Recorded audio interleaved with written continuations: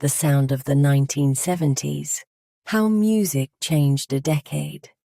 The needle lowers onto the vinyl, and there's that familiar crackle, a brief moment of anticipation before the music begins. The sound that emerges is warm, full, analog, a particular quality that anyone who lived through the 1970s would recognize immediately. It's not just the music itself, but the way it was heard, the physical act of listening, the environments where these sounds existed. This is a story about a decade when music transformed from something heard as individual hit songs on AM radio into something broader, more diverse, and more deeply woven into daily life. It's about the shift from singles to albums, from AM to FM, from standardized playlists to genre fragmentation. It's about vinyl records as physical objects, about stereo systems as furniture, about the experience of listening in cars, in living rooms, in clubs, in record stores. The 1970s began with the echoes of the 1960s still reverberating, the rock revolution, the soul explosion, the psychedelic experimentation. But over the course of 10 years, the musical landscape would fracture and reform into something far more complex. By 1979, the soundscape included album-oriented rock on FM stations, disco in clubs, punk in basements, singer-songwriters on carefully crafted LPs, funk grooves that stretched across entire album sides, and progressive rock suites that treated music as high art. This transformation didn't happen in isolation. It was enabled by technology, the rise of FM radio, the refinement of stereo equipment, the development of new recording techniques. It was shaped by culture, changing attitudes about what music could be, who it was for, how it should be experienced. And it was lived through the everyday practices of millions of people who bought records, tuned in stations, went to clubs, and made music part of their daily routines.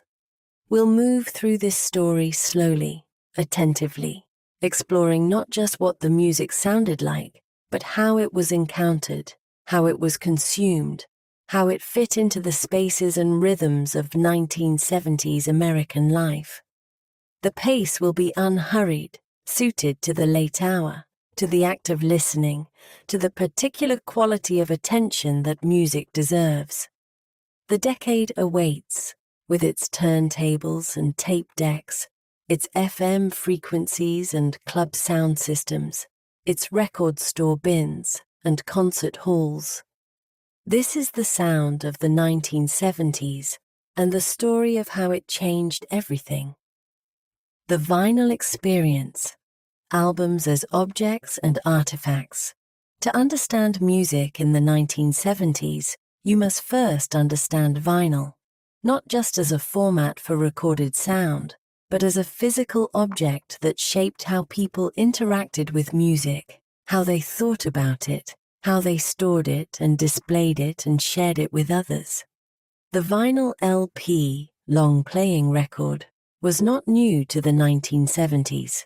It had been introduced in 1948 by Columbia Records, and by the late 1950s it had become the standard format for albums.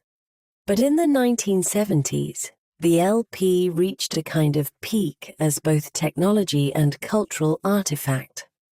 This was the decade when the album truly became the primary unit of musical expression, when musicians and listeners alike treated the 12-inch vinyl disc as a complete artistic statement, rather than just a collection of songs. The physical experience of vinyl began before you even heard the music. It began in the record store, in the act of browsing. Record stores in the 1970s were particular kinds of spaces, sometimes small independent shops tucked into urban neighborhoods, sometimes larger chain stores in shopping centers, but all organized around the same basic principle. Vinyl LPs stored in bins and on shelves, their covers facing outward, or their spines visible, arranged by genre and artist. Browsing these stores meant flipping through records, pulling out ones that caught your eye, examining the cover art. Album covers in the 1970s were large canvases, 12 inches by 12 inches, that could display photography, illustration, graphic design, or fine art. The covers were the first point of contact between listener and music, and artists and labels invested significant resources in making them visually compelling. Some covers became iconic pieces of visual culture in their own right. Pink Floyd's Dark Side of the Moon, with its prism and spectrum of light. The Rolling Stones' Sticky Fingers, with its provocative zipper cover designed by Andy Warhol. Fleetwood Mac's Rumours, with its mysterious atmospheric photograph. These covers were designed to intrigue, to suggest the music within, to function as objects worth displaying. The cover was just the beginning. Opening a new album revealed layers of content. The vinyl disc itself was protected by a paper inner sleeve, often printed with lyrics, credits, photographs, or additional artwork. Some albums included elaborate gatefold covers that opened like books, revealing additional images or information. Others included inserts, posters, lyric sheets, additional artwork that could be removed and displayed separately. The physical engagement with these objects was ritualistic. You would remove the disc from its sleeve, holding it carefully by the edges and the label to avoid touching the grooves where the music was encoded. Fingerprints and dust could cause pops and clicks during playback, so care was required. The disc would be placed on the turntable's platter, a flat, rotating surface usually covered in rubber or felt. The turntable would be switched on, and the platter would begin rotating, typically at 33 1/3 revolutions per minute for LPs. Then came the delicate act of placing the needle. The tone arm, a precisely balanced arm with a cartridge and stylus at its end, would be lifted and positioned over the edge of the record. Some turntables had automatic mechanisms that would lower the tone arm gently. Others required manual placement, a skill that took some practice to perform smoothly without scratching the record or causing the needle to skip. The moment when the needle made contact with the vinyl was audible, a soft crackle, the sound of the stylus settling into the groove. Then a brief silence, and then music, emerging from the speakers with a warmth and presence that was characteristic of analog playback. Listening to an LP was a commitment. Unlike later digital formats where you could skip instantly between tracks, vinyl required patience. Side A of an album might be 20 minutes long, and once you'd started it, changing tracks meant lifting the tone arm, visually locating the gap between songs, and carefully dropping the needle in the right spot, a process that risked scratching the record if done carelessly. This constraint shaped how albums were experienced. People tended to listen to entire sides, letting the album play through from beginning to end. Artists knew this and structured albums accordingly, thinking about the flow of songs, the pacing of energy and mood, the way one track would lead into the next. The sequence wasn't arbitrary, it was a carefully crafted listening experience. The flip side added another dimension. After side A finished, the tone arm would lift automatically, or the listener would lift it manually, and the disc would need to be flipped to play side B. This interruption created a natural break, a moment to pause and reflect before continuing. Some artists used this structural division deliberately, creating albums where side A and side B had distinct identities, or where a conceptual narrative paused at the flip. The sound quality of vinyl was a subject of considerable attention in the 1970s. Audiophiles, people deeply invested in high-fidelity sound reproduction, would spend substantial money on high-end turntables, expensive cartridges, and carefully calibrated amplifiers and speakers. They would discuss specifications like tracking force, anti-skating mechanisms, and signal-to-noise ratios. They would clean their records meticulously with special brushes and solutions, trying to minimize surface noise and maintain the purity of the sound. But even for casual listeners with modest equipment, vinyl had a particular sonic character. The format had warmth, a quality difficult to define precisely, but generally understood to mean a fullness in the mid-range frequencies, a smoothness in the high frequencies, a presence that felt organic and natural. This warmth was partly a function of the analog recording and playback process, partly a result of the physical vibrations of the needle in the groove being translated into electrical signals and then into sound waves. Vinyl also had limitations. Records would wear out over time. The physical contact between needle and groove gradually degraded the grooves, introducing more surface noise and reducing fidelity. Records could warp if stored improperly or exposed to heat. They could scratch if handled carelessly or if the needle skipped. They were fragile in ways that later digital formats wouldn't be.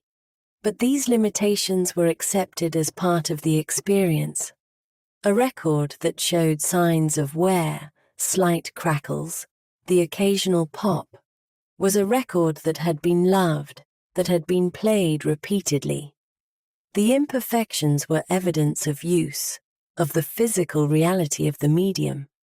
The storage and display of vinyl collections became part of home decoration.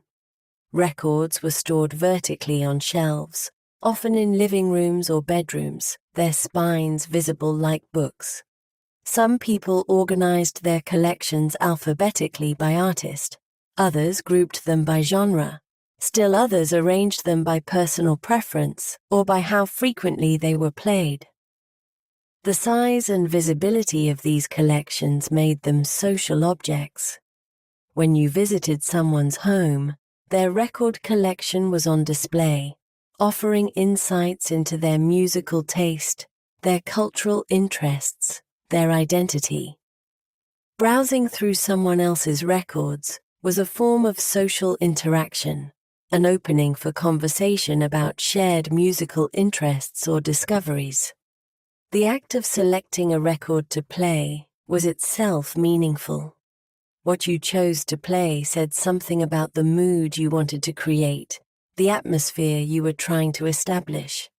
Putting on a record was the 1970s equivalent of creating a playlist, but with more weight. Once the record was playing, you were committed to it for at least 20 minutes, so the choice mattered. Sharing music meant sharing physical objects. You could lend someone a record, though this required trust. Would they return it? Would they take care of it? Would it come back scratched or damaged? Bringing records to someone else's house for a listening session meant physically transporting these objects, carrying them carefully to protect them from damage. The economics of vinyl shaped musical consumption. Records weren't cheap. A new LP in the 1970s might cost $5 to $7, which was significant for many people, especially younger listeners. This meant purchases required deliberation. You couldn't easily buy every album you were curious about. You had to choose, to prioritize, to make decisions about which music was worth the investment. This economic reality created different listening behaviors, than would exist in later eras of cheap or free digital music. People listened to the albums they owned repeatedly, extracting value from their purchase through multiple plays. Albums became familiar through repetition, their songs memorized, their sequences internalized, their every detail known intimately. The liner notes, the text printed on album covers and inner sleeves, provided context and information that enriched the listening experience. They listed the musicians who played on each track, the producers and engineers who created the sound, the studios where the recording took place. They sometimes included lyrics, allowing listeners to follow along or to understand words that weren't clearly audible in the mix. They might include essays about the music, photographs of the artists, acknowledgements and dedications. Reading liner notes while listening was a common practice, a way of engaging more deeply with the music. You could learn about the instrumentation, understand who contributed what to the sound, appreciate the craft and collaboration that went into the recording. This information was part of the album as a complete artistic package, not separate from the music, but integrated with it. The physical reality of vinyl also created rituals around music care. Records needed to be cleaned periodically to remove dust that could cause surface noise. They needed to be stored properly, vertically, away from heat, in their sleeves, to prevent warping or damage. The tone arm needed occasional adjustment. The stylus needed periodic replacement. These maintenance tasks were part of the ongoing relationship between listener and music, small acts of care that preserved the quality of the listening experience. Some listeners became collectors, seeking out rare pressings, first editions, colored vinyl, picture discs, or albums with particular cover variations. The collector's impulse transformed music consumption into a hobby or even an obsession, with the hunt for specific records becoming as important as the listening itself. Others treated vinyl more casually, accumulating albums based on what they wanted to hear without concern for rarity or condition. Their collections were functional rather than precious, records selected for musical content rather than collectability. But across this spectrum, from casual listener to serious collector, the physical reality of vinyl shaped the 1970s musical experience in fundamental ways. Music wasn't just sound, it was objects, physical things that you owned and handled and stored and displayed. The album wasn't just a collection of songs, it was a complete artifact with visual and textual dimensions that complemented the sonic content. This physicality would eventually give way to the convenience of digital formats, but in the 1970s, it was simply how music worked, how it was encountered, how it fit into people's lives. The crack of the needle dropping, the ritual of flipping sides, the careful handling of a precious disc. These were the textures of musical experience, as much a part of the decade's sound as the music itself. The home stereo, hi-fi systems as furniture and ritual. The music on the vinyl record couldn't be heard without equipment to play it, and in the 1970s, that equipment was a significant presence in American homes. The stereo system, turntable, amplifier or receiver, and speakers was not just a collection of electronic components, but a piece of furniture, a status symbol, and the center of a ritual of listening that shaped how music was experienced. The evolution of home audio equipment in the decades before the 1970s had been toward higher fidelity, more accurate reproduction of recorded sound with less distortion, wider frequency response, and better separation between left and right channels in stereo recordings. By the 1970s, this technology had matured to the point where even modestly priced systems could deliver impressive sound quality, and high-end systems could approach levels of audio reproduction that were extraordinarily faithful to the source material. The typical home stereo system of the 1970s consisted of several separate components, each with its own function. The turntable was the source, the device that read the grooves on vinyl records and converted them into electrical signals. The amplifier or receiver took those signals and boosted them to a level sufficient to drive speakers, and the speakers converted the electrical signals back into sound waves that filled the room. Many systems also included additional components, a tuner or, more commonly, a receiver that combined a tuner and amplifier in one unit, allowed for listening to FM and AM radio. A tape deck, either reel-to-reel, cassette or 8-track, provided the ability to record and play back magnetic tape. Some systems included equalizers for fine-tuning the frequency response, or headphone amplifiers for private listening. These components were often housed in wooden cabinets or placed on dedicated furniture.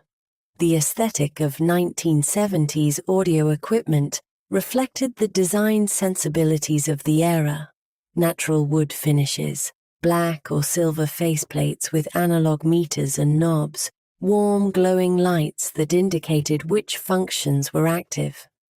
The equipment was meant to be seen, displayed as evidence of the owner's commitment to quality sound and their appreciation for music. The placement of speakers was a matter of some consideration.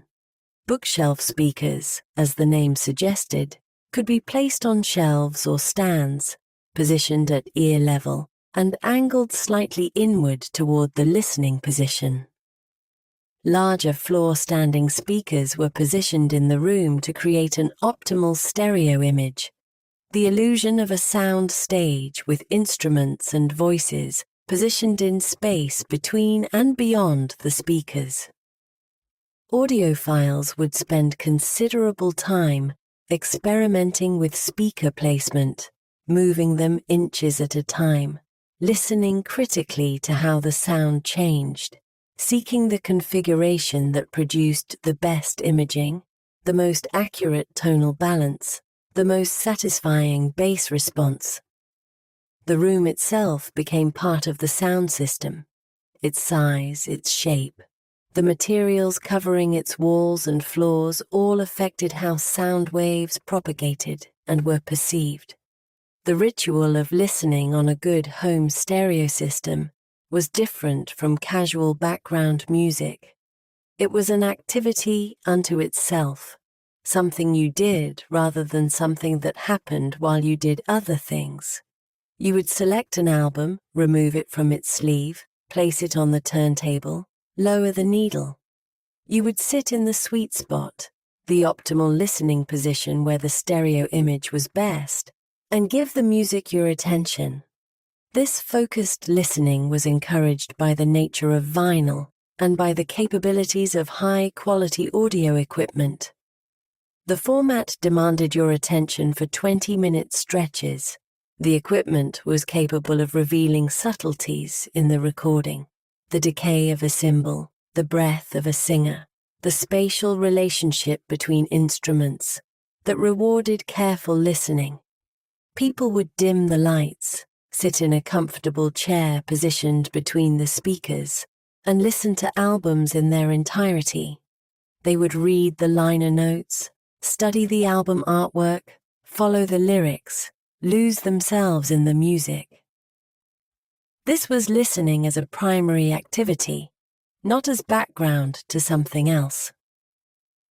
The social dimension of home stereo listening was significant. Having friends over to listen to a new album or to share a favorite recording was a common form of social interaction. The person hosting would demonstrate their system's capabilities, perhaps explaining its technical specifications, or pointing out particular passages where the sound quality was especially impressive. These listening sessions could be competitive: whose system sounded better, whose record collection was more impressive, who had the rarest or best-sounding pressing of a particular album. But they could also be collaborative and sharing, introducing friends to new music, discussing the qualities of different recordings, collectively appreciating the sonic and musical merits of an album. The cost of audio equipment varied enormously. At the entry level, complete systems could be purchased for a few $100s. A basic turntable, modest receiver, and simple speakers that would play music adequately, but without exceptional fidelity.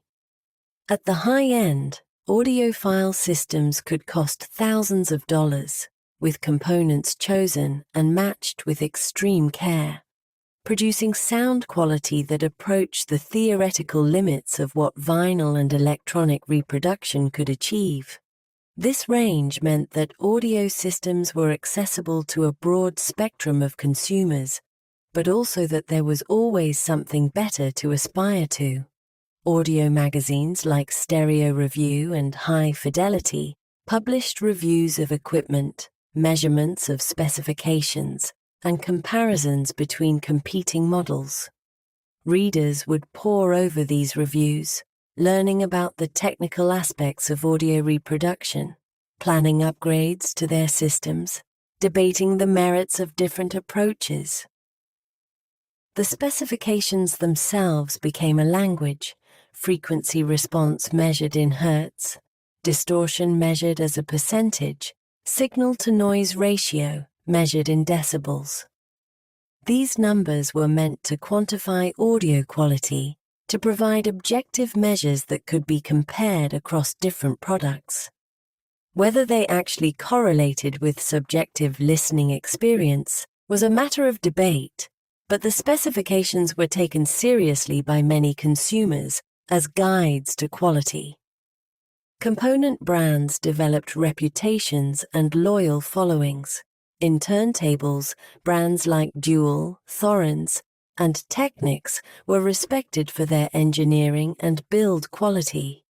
In receivers and amplifiers, names like Pioneer, Marantz, Sansui, and Macintosh carried weight. Speaker manufacturers like JBL, Advent, Klipsch, and Bose each had their own sonic signatures and devoted adherents. Choosing components meant navigating these brands and their various models, balancing performance, aesthetics, and cost. Some people assembled systems by carefully matching components from different manufacturers, seeking the combination that best suited their preferences and budget. Others bought integrated systems from a single manufacturer, prioritizing simplicity and the assurance that components were designed to work together. The setup and calibration of a stereo system required some technical knowledge. Turntables needed to be level and isolated from vibrations that could cause feedback or skipping. Tone arms needed to be balanced so that the stylus tracked the groove with the correct force. Too light, and the needle would skip. Too heavy, and it would accelerate record wear. Anti-skating adjustments compensated for the tendency of the tone arm to pull toward the center of the record. Amplifiers and receivers needed to be matched to speakers in terms of impedance and power handling. Speaker wires needed to be properly connected, with correct polarity maintained to ensure the speakers were in phase. These were not terribly complex tasks, but they required attention and care, and getting them right was necessary for the system to perform as intended. The maintenance of audio equipment was an ongoing concern. Styli wore out and needed replacement. A worn stylus would damage records and produce inferior sound. Receivers and amplifiers had controls that could become scratchy with age, requiring cleaning or replacement. Speakers could deteriorate if exposed to moisture or excessive volume. But when everything was properly set up and maintained, a good 1970s stereo system could produce remarkable sound. The dynamic range, the difference between the quietest and loudest passages, could be wide, allowing for both delicate detail and powerful impact. The stereo imaging could create a convincing illusion of space, with instruments appearing to be positioned at specific locations in the soundstage. The tonal balance could be natural and accurate, faithfully reproducing the timbre of voices and instruments. This quality made the home stereo system the preferred environment for serious listening. While music could be heard in cars, on portable radios, in stores and restaurants, the home stereo was where music could be experienced in its fullest form, where all the subtleties of the recording could be appreciated, where the music could be given the attention it deserved. The stereo system in the living room became a central feature of domestic life in the 1970s, as important as the television and often more highly valued. It was where music lived, where it could be summoned and experienced, where the sounds of the decade could fill a home and create atmosphere and mood. The ritual of putting on a record, settling into the sweet spot, and listening intently, this was a fundamental part of how the 1970s sounded, how music was consumed and appreciated and loved. The 8-track moment, continuous music in cars and portability. While vinyl dominated home listening, another format found its niche in the 1970s, the 8-track tape cartridge. Today, the 8-track is often remembered as a technological dead end, a format that was quickly superseded by the more practical cassette. But in the early and mid-1970s, the 8-track was significant, particularly for one crucial use case, playing continuous music in automobiles. The 8-track cartridge was a self-contained unit, a plastic case about the size of a thick paperback book, containing magnetic tape wound in an endless loop around a single reel. The tape had 8 tracks, hence the name, which were played in 4 stereo programs, 2 tracks at a time. The playback head would move position to access different program pairs, allowing the tape to play continuously through all 4 programs and then loop back to the beginning. The genius of the 8-track for automotive use was that it required no rewinding. Unlike cassettes or reel-to-reel tape, which played from one reel to another and needed to be rewound to return to the beginning, the 8-track was always ready to play. You inserted the cartridge into the player, and it would start immediately. When it reached the end of the 4th program, it would seamlessly loop back to the first. This made it ideal for the car environment, where fumbling with tape rewinding while driving would be impractical and unsafe.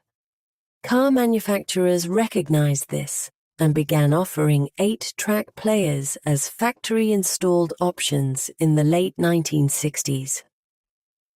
By the early 1970s, 8-track players were common in American cars, often integrated into the dashboard as part of the radio system. Aftermarket players were also widely available for installation in older vehicles. The experience of listening to 8 tracks in the car was distinct from vinyl listening. It was casual, continuous, suited to the rhythms of driving. You would insert a cartridge at the start of a trip and let it play, the music providing a soundtrack to the drive. The program breaks, when the tape switched from one program pair to the next, sometimes came in the middle of songs, an awkward interruption that was a consequence of the format's limitations. But for many listeners, this was an acceptable trade-off for the convenience of continuous play. The selection of music on 8-track followed the album format for the most part. Record labels would release albums on 8-track in parallel with vinyl LPs. But the translation from vinyl to tape required some adjustments.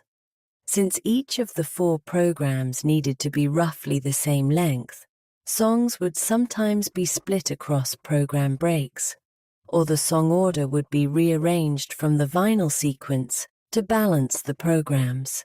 This meant that the 8-track version of an album wasn't quite the same as the vinyl version. The flow that an artist had carefully crafted for vinyl might be disrupted on 8-track.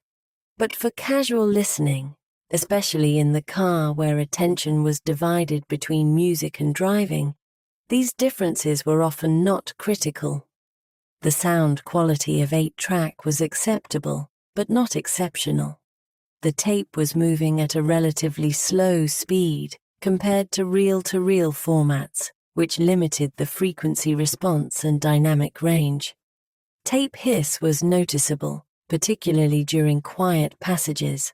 The mechanical nature of the format, the tape sliding past the playback head, introduced opportunities for problems.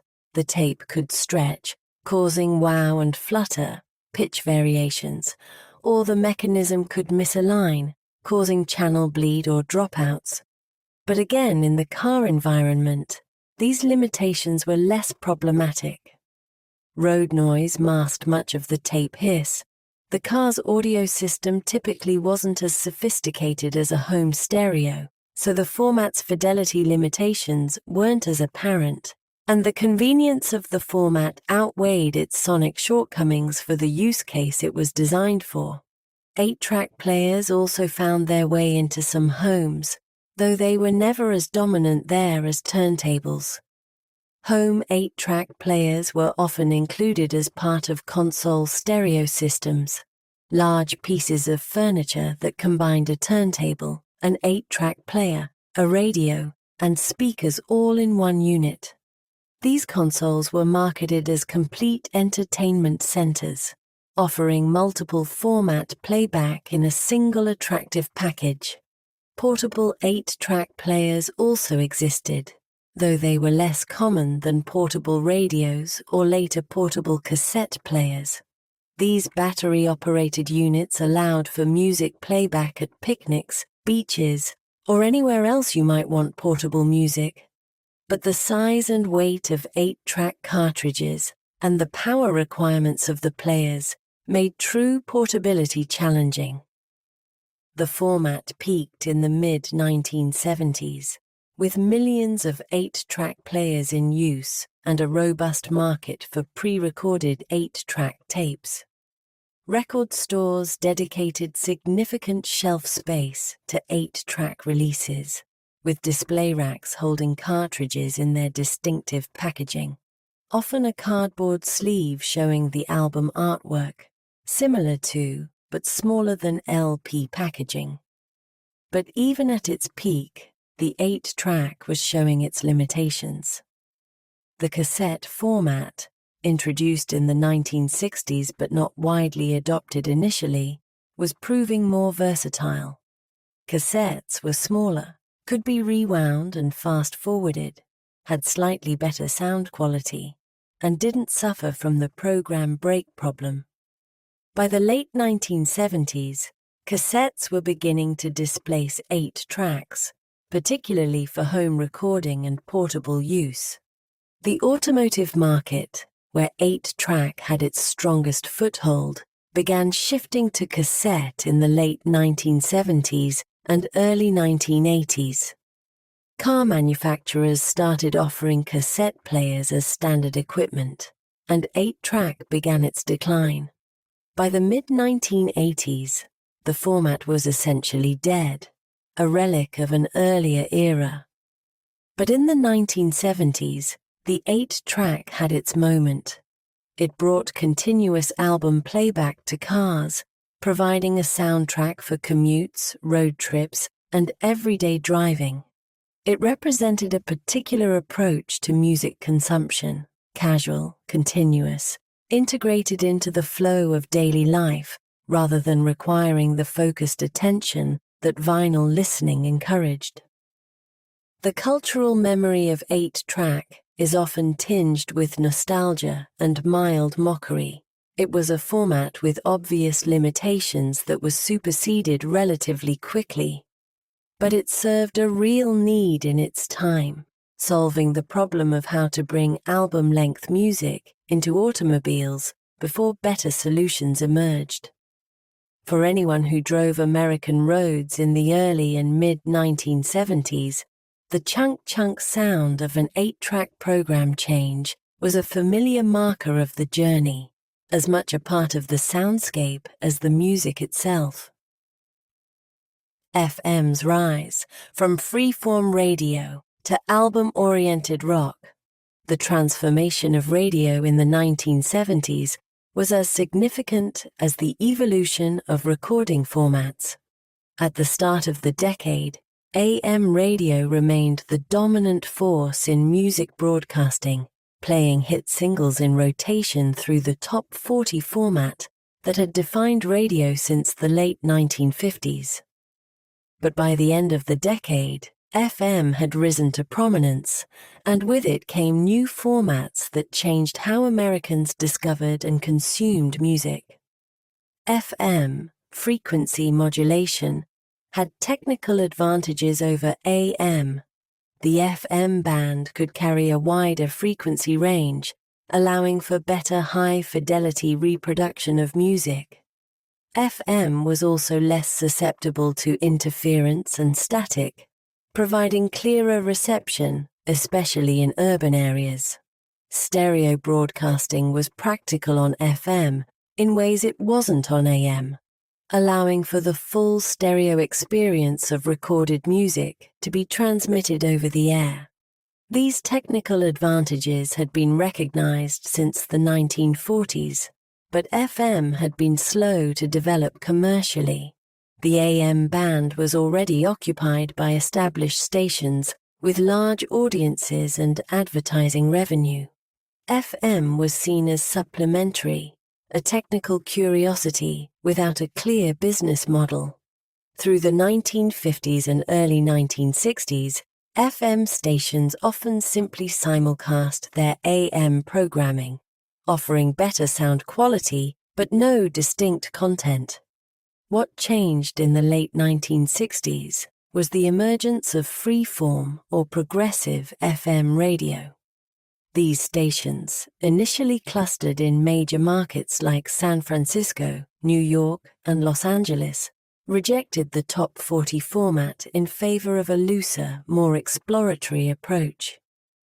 DJs were given significant freedom to select music, often playing entire album sides, deep cuts that weren't released as singles, and extended jams that would never fit into a 3-minute hit single format. This freeform approach was philosophically aligned with the counterculture of the late 1960s. It rejected commercial constraints, embraced artistic experimentation, and treated music as something more than just entertainment or product. The DJs saw themselves as curators, educators, and guides, introducing listeners to music they might not encounter elsewhere, making connections between different artists and styles, creating a more sophisticated and exploratory musical environment. The programming was eclectic. A freeform DJ might follow a Bob Dylan track with an experimental jazz piece, then shift to a British folk rock band, then play a long psychedelic jam. The only constraint was the DJ's taste and judgment, and the assumption that the audience was sophisticated enough to follow along with these juxtapositions. This format found an audience, particularly among younger listeners who were coming of age in the late 1960s and early 1970s. These listeners were interested in albums, not just singles. They wanted to hear music that challenged and expanded their understanding, not just familiar hits. They appreciated the freedom and unpredictability of free-form radio. the sense that they didn't know exactly what would come next, but trusted it would be worth hearing. As the 1970s progressed, this free-form model evolved into something more structured. Album-oriented rock, or AOR. The fundamental insight of AOR was that you could maintain the album focus and the emphasis on FM's superior sound quality while introducing more structure and predictability to the programming. AOR stations would focus on rock music, broadly defined to include everything from folk rock to hard rock to progressive rock, and would program primarily from albums rather than singles. But unlike freeform radio, AOR used playlists. Program directors would select a limited number of albums and tracks that would be in rotation, ensuring that listeners heard a more consistent set of music. The playlists weren't as restrictive as Top 40. An AOR station might have several dozen albums in current rotation, with multiple tracks from each in play, but they provided structure that made the station's identity clearer and more consistent. You knew what to expect when you tuned into an AOR station, even if you didn't know exactly which track would be playing at any given moment. This structure made AOR more commercially viable. Advertisers liked the predictability and the clear demographic. AOR listeners tended to be young adults, often male, with disposable income and interests in products like stereo equipment, cars, and beer. Record labels could promote specific albums and tracks to AOR program directors, creating a pathway for new releases to reach radio audiences. The AOR playlist was driven partly by sales and popularity, but also by the judgment of program directors and DJs about what fit the station's identity. A classic rock sound emerged, guitar-based, often featuring extended instrumental passages with production values that showcased FM's audio quality.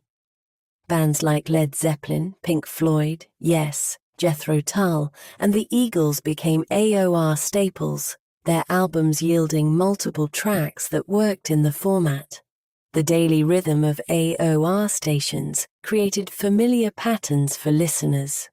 Morning drive time might be slightly more upbeat, with shorter tracks and more frequent station identification and DJ commentary. Midday could be more relaxed, with longer tracks and less interruption. Evening hours might feature specialty programs, a blues hour, a progressive rock showcase, a local music show. The DJs on AOR stations had personalities and followings. They weren't just playing music mechanically. They were curating, introducing, contextualizing. They might share information about upcoming concerts, tell stories about the bands, play rare tracks or live recordings. Their voices became familiar, trusted presences, guides through the musical landscape. The physical act of listening to FM radio in the 1970s involved the radio itself, either a component tuner as part of a home stereo system, or a radio in the car, or a portable radio for more casual listening. Tuning was analog, requiring adjustment of a dial to find the frequency you wanted. The FM dial was crowded in urban areas, with stations clustered across the band, and finding a specific station might require careful fine-tuning to get the clearest signal. The radio dial became a map of available listening options. In a major market, you might have an AOR station at 94.7, a progressive rock station at 102.1, a jazz station at 88.5, a classical station at 90.7, and so on. You learned these frequencies, knew where to find the kind of music you wanted, developed habits about which station to tune to at different times or in different moods. Car radios brought FM into mobile listening. By the mid-1970s, FM reception was standard in new cars, and the sound quality difference between AM and FM was striking when playing music. The car became an important location for FM listening, particularly for AOR. Commutes and road trips provided extended time for the longer album tracks that the format featured. The combination of AOR on FM and album-oriented listening on home stereos created a reinforcing cycle. You would hear a track on the radio that intrigued you, note the artist and album, and then buy the LP to experience the full album. The album would reveal additional tracks that the radio might not be playing, deepening your appreciation for the artist. When those deep cuts eventually appeared on the radio, you recognized them, felt the satisfaction of knowing something beyond just the hits. This cycle connected broadcast and recorded music in ways that served both.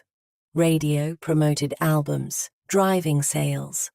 Albums rewarded the listening that radio initiated, providing the full artistic statement that radio could only sample.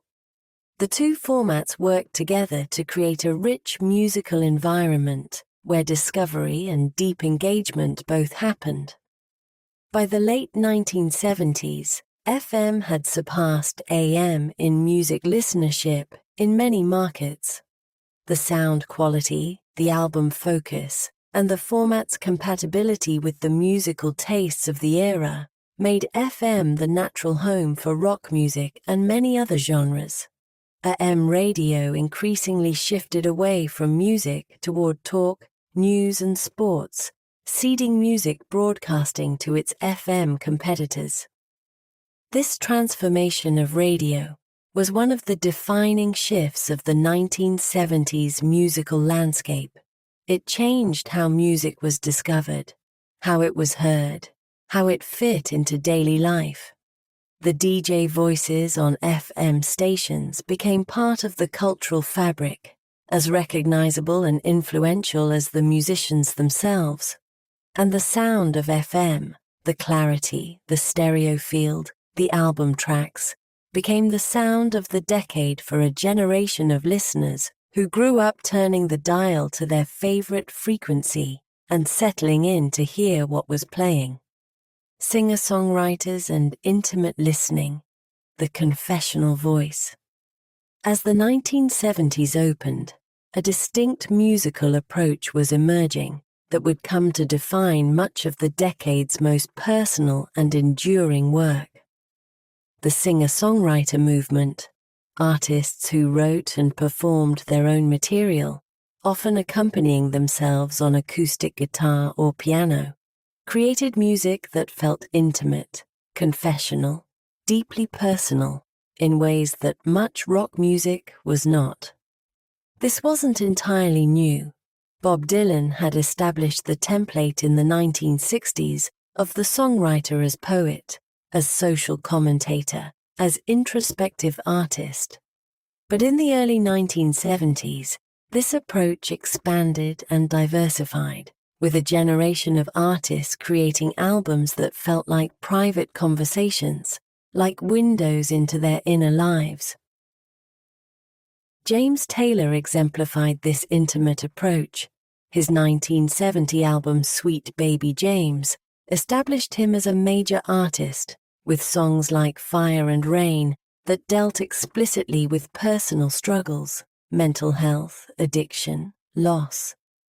Taylor's voice was gentle, almost fragile, and his guitar playing was intricate but never ostentatious, creating space for the lyrics to carry the emotional weight. What made Taylor's music so effective in the context of 1970s listening was how it suited the album format and the home stereo experience. These weren't songs designed to cut through the noise of a radio or a jukebox. They were songs that revealed themselves through careful listening, through attention to the lyrics, through the subtle shadings of performance.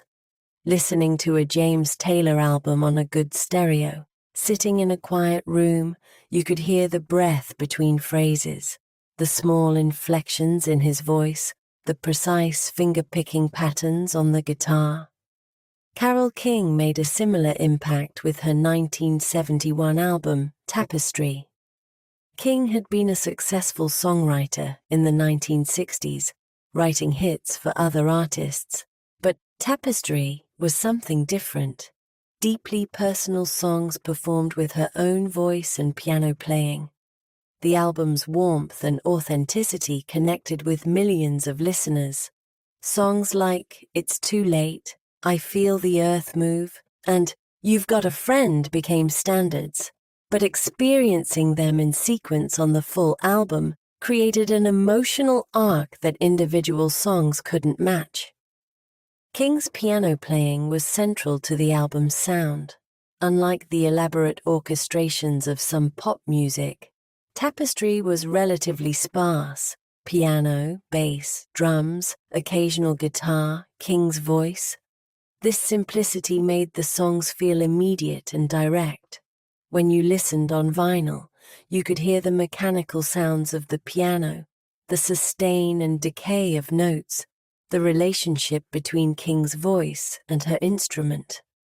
The fidelity of early 1970s recording technology captured these details in ways that made the listening experience almost tactile. Joni Mitchell took the singer-songwriter form to new levels of complexity and artistry. Her early 1970s albums, Blue in 1971, For the Roses in 1972, Court and Spark in 1974, showcased her evolution from folk-influenced acoustic music to more sophisticated jazz-inflected arrangements. Mitchell's guitar playing was distinctive, using unconventional tunings that created unique harmonic textures.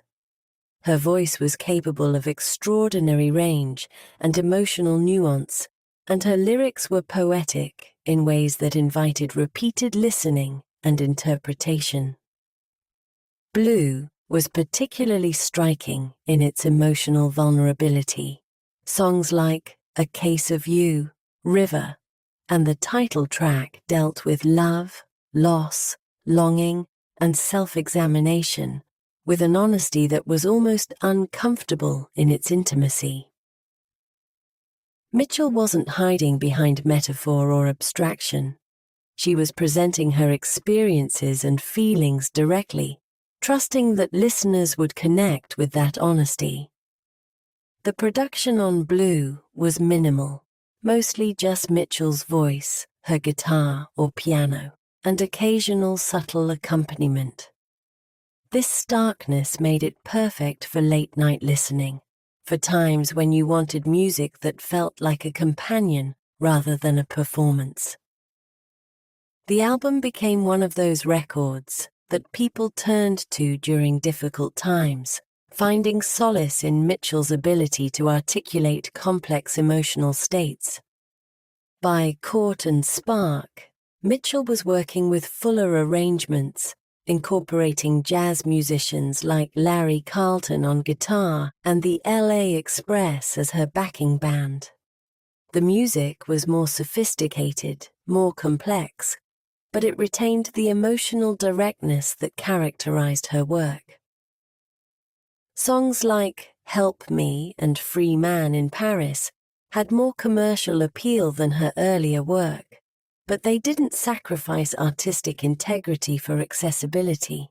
Jackson Browne emerged in the early 1970s with a similar focus on introspective, carefully crafted songs.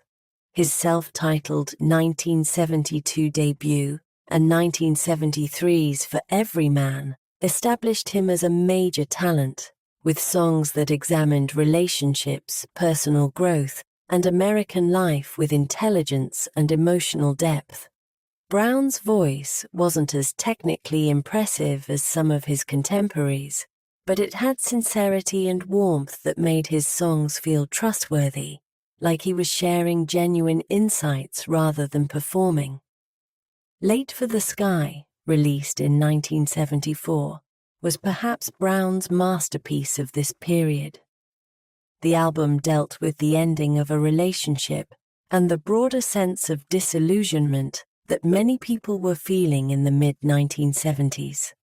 Songs like the title track and Fountain of Sorrow captured a particular kind of melancholy, not despairing but reflective, accepting loss while remembering what was lost. The production, handled by Brown and Al Schmitt, created a sonic environment that was warm and enveloping, perfect for the introspective material. Cat Stevens, despite being British, was enormously popular in the American market during the early 1970s. Albums like Tea for the Tillerman, 1970, and Teaser and the Firecat, 1971, combined folk influences with pop accessibility. Stevens's songs often dealt with spiritual searching and life's big questions in ways that were earnest without being preachy. His voice had a distinctive quality, slightly nasal but emotionally expressive, and his melodies were memorable without being simplistic. What made Stevens' music particularly effective on vinyl was the sequencing. He understood how to construct an album as a complete listening experience, varying tempos and moods, placing quiet acoustic numbers next to fuller productions, creating a journey that justified listening to the entire album rather than just selecting individual tracks. Paul Simon's early solo work, particularly Paul Simon, 1972, and There Goes Rhymin' Simon, 1973, showed a songwriter at the peak of his craft. Simon's lyrics were observational, sometimes character-driven, always meticulously constructed. His melodies drew from diverse influences, folk, gospel, reggae, rock, but were integrated into a coherent personal style. The production on these albums was sophisticated, with arrangements that enhanced the songs without overwhelming them. Simon was particularly adept at using the studio as an instrument. Songs like Mother and Child Reunion incorporated reggae rhythms and production techniques in ways that were novel for American rock audiences. Loves Me Like a Rock used gospel vocals to create a spiritual feeling that served the song's themes. This attention to production detail meant that Simon's albums rewarded the kind of careful listening that vinyl and good stereo systems enabled. Randy Newman occupied a unique position in the singer-songwriter world. His songs were often character studies or satirical observations, using irony and dark humor in ways that distinguished him from his more earnest contemporaries. Albums like Sail Away, 1972, and Good Old Boys, 1974, tackled American history, racism, and social hypocrisy through songs that were musically accessible but lyrically challenging. Newman's piano playing was jazzy and sophisticated, his voice distinctive, somewhat limited in range but perfectly suited to his material. His songs required attentive listening to appreciate the layers of meaning, the distance between what was being sung and what was being said. This made him less commercially successful than some of his peers, but created a devoted following among listeners who appreciated complexity and intelligence in songwriting. The singer-songwriter movement extended beyond these major figures. Artists like John Prine, Steve Goodman, Loudon Wainwright III, and Harry Chapin all created music in this vein, personal, lyric-focused, often performed with minimal instrumentation. The folk clubs and small venues where many of these artists performed created an intimate connection between performer and audience that the music itself reflected. What unified these diverse artists was an approach to music that prioritized songwriting craft, emotional honesty, and the connection between performer and listener. The production aesthetic tended toward clarity and naturalness rather than effects or bombast. The goal was to present the song and the performance as directly as possible, to create the illusion that the artist was in the room with you, sharing these songs in a personal way. This aesthetic was perfectly suited to vinyl listening in home environments. You would put on a James Taylor or Joni Mitchell album, sit with it, let it unfold. The intimacy of the music matched the intimacy of the listening situation. These weren't albums for parties or background music. They were albums for focused attention, for times when you wanted music that engaged your emotions and your intellect. The lyrics were central, and vinyl packaging often included complete lyric sheets. Reading along while listening became a way to deepen engagement with the songs, to catch nuances that might not be audible, to understand the craft that went into the writing. The physical act of holding the lyric sheet while the music played created a multi-sensory experience that later digital formats wouldn't replicate. Many of these artists toured extensively, performing in theaters and concert halls where the acoustic environment allowed their music to be heard clearly. A Jackson Browne or Carole King concert wasn't about spectacle or volume. It was about the songs, delivered with minimal mediation, allowing audiences to experience in person what they knew from the albums.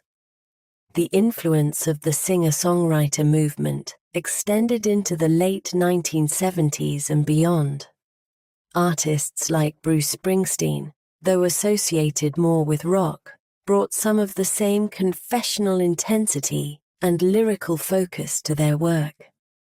The aesthetic of the intimate, personal song never fully disappeared, even as musical fashions changed. For many listeners, the singer-songwriter albums of the early and mid-1970s remained touchstones, records they returned to throughout their lives. The emotional honesty, the melodic strength, the production clarity, these qualities gave the music lasting power. A well-worn copy of Blue or Sweet Baby James, played countless times over decades, carried not just music, but memories, associations, moments of personal history that were inseparable from the songs themselves. Progressive rock and conceptual ambition, suites, concepts, and virtuosity. While singer-songwriters were creating intimate, personal music, another branch of 1970s rock was moving in the opposite direction, toward complexity, virtuosity, conceptual ambition, and musical structures that borrowed from classical music and jazz. Progressive rock, or prog rock, represented rock music with high artistic aspirations, music that took itself seriously as art rather than just entertainment. The roots of progressive rock reached back to the late 1960s, with bands like the Moody Blues, Procol Harum, and early Pink Floyd experimenting with longer forms, orchestral arrangements, and thematic albums. But the early 1970s saw progressive rock reach its peak of popularity and influence, with several British bands leading the way and finding substantial audiences in the American market. Yes epitomized the progressive rock aesthetic. The band's lineup, featuring guitarist Steve Howe, keyboardist Rick Wakeman, bassist Chris Squire, drummer Bill Bruford, later Alan White, and vocalist John Anderson, was composed of virtuoso musicians, each capable of extraordinary technical facility on their instruments. Yes, songs were often long, complex, multi-sectioned compositions, that would develop and evolve over 10 or 15 minutes or more. Their 1971 album, Fragile, showed the band hitting their stride. Songs like Roundabout became progressive rock classics with its distinctive bass line, intricate guitar work, and Anderson's high, clear vocals singing lyrics that were often cryptic or fantastical. Long Distance Runaround demonstrated how the band could create complexity even in a relatively short track. But it was the closing track, Heart of the Sunrise, that best showcased their approach. Nearly 11 minutes of shifting time signatures, dynamic contrasts, and instrumental interplay that was technically dazzling but still emotionally engaging. Close to the Edge, released in 1972, pushed even further into extended composition. The title track took up the entire first side of the LP, nearly 19 minutes of music that moved through distinct sections, each with its own character and musical ideas, but unified into a coherent whole. Listening to Close to the Edge on vinyl was an experience. You couldn't easily interrupt it or skip through it. You committed to the full side, let the music take you through its journey. The production on Yes albums was immaculate, taking advantage of the best studio technology available. Every instrument was clearly defined in the stereo field, the dynamic range was wide, and the recording captured the subtle details of the performances. On a good stereo system, listening to Yes was an audiophile experience. You could hear the resonance of Squire's bass, the attack of Howe's guitar, the layers of Wakeman's keyboard parts. Emerson, Lake, and Palmer, ELP, took a somewhat different approach, emphasizing keyboard virtuosity and classical influences. Keith Emerson's keyboard work was central to the band's sound. He played Hammond organ, Moog synthesizer, and grand piano, often in the same piece, creating dense, complex textures. Greg Lake provided vocals and bass, while Carl Palmer's drumming was technically astonishing, incorporating odd time signatures and intricate patterns. ELP's music often adapted classical compositions. Their version of Mussorgsky's Pictures at an Exhibition, released as a live album in 1971, reimagined the classical suite as progressive rock, with Emerson's keyboards taking the role that orchestral instruments had played in the original. The band's own compositions, like Tarkus or Khan Evil 9, were similarly ambitious, multi-part suites that treated rock music as a serious artistic medium. The theatrical element of ELP's live performances was significant. Emerson would play keyboards while standing, sometimes stabbing knives into the keys to hold notes, creating a visual spectacle to match the musical pyrotechnics. This theatricality was part of progressive rock's appeal. These weren't just concerts, they were productions, events that gave audiences something to watch as well as hear. Genesis, particularly in their early 1970s incarnation with Peter Gabriel as vocalist, created music that was both complex and theatrical.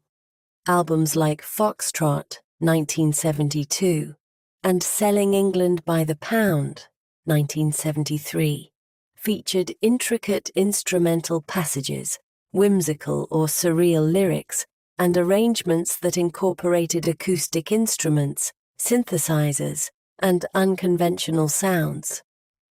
Gabriel's stage presence was extraordinary. He would wear costumes and masks, create characters, turn concerts into theatrical performances that complemented the music's fantastical elements. Songs like Supper's Ready, a 23-minute suite that occupied most of the second side of Foxtrot, told stories that were part science fiction, part mythology, part social commentary. all wrapped in music that shifted constantly between gentle acoustic passages and powerful rock sections. After Gabriel left in 1975, Genesis continued with Phil Collins as vocalist, gradually shifting toward more accessible commercial material.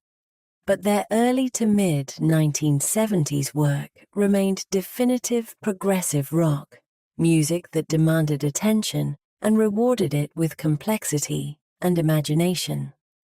King Crimson, led by guitarist Robert Fripp, represented the more experimental edge of progressive rock. Their 1969 debut in the Court of the Crimson King had established a template for the genre, but their early 1970s albums like Lark's Tongues in Aspic, 1973, and Red, 1974, were darker, more challenging, incorporating elements of avant-garde jazz and experimental music. King Crimson's music could be abrasive and difficult, with dissonance and atonality that pushed beyond what most rock audiences were comfortable with. But for listeners willing to engage with the challenge, the music offered rewards, moments of beauty emerging from chaos, structures that revealed themselves only through repeated listening, performances that showcased extraordinary musicianship applied to unconventional ends. Pink Floyd occupied a unique position in the progressive rock landscape. While they shared some characteristics with bands like Yes or ELP, long compositions, conceptual albums, sophisticated production, their music was more atmospheric, more focused on texture and mood than on virtuosic displays. The Dark Side of the Moon, released in 1973, became one of the best-selling albums of all time and remains one of the definitive progressive rock statements. The album was a coherent whole, its individual tracks flowing into each other without breaks, creating a continuous 43-minute experience. Thematically, it dealt with universal human experiences, time, money, death, insanity, through lyrics that were more direct and accessible than much progressive rock. But it was the production that made Dark Side extraordinary.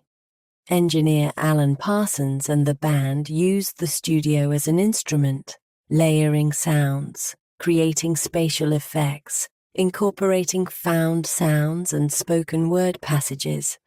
The opening heartbeat, the clocks at the start of Time, the cash register sounds in Money. These weren't just gimmicks, but integral parts of the sonic landscape. Listening to Dark Side of the Moon on vinyl on a good stereo system revealed depths that casual listening couldn't capture. The use of stereo panning, the dynamic range from whisper-quiet passages to powerful crescendos, the clarity of individual instruments within complex mixes. All of this made the album an audiophile favorite, a record that people use to demonstrate the capabilities of their equipment. The album's success was remarkable.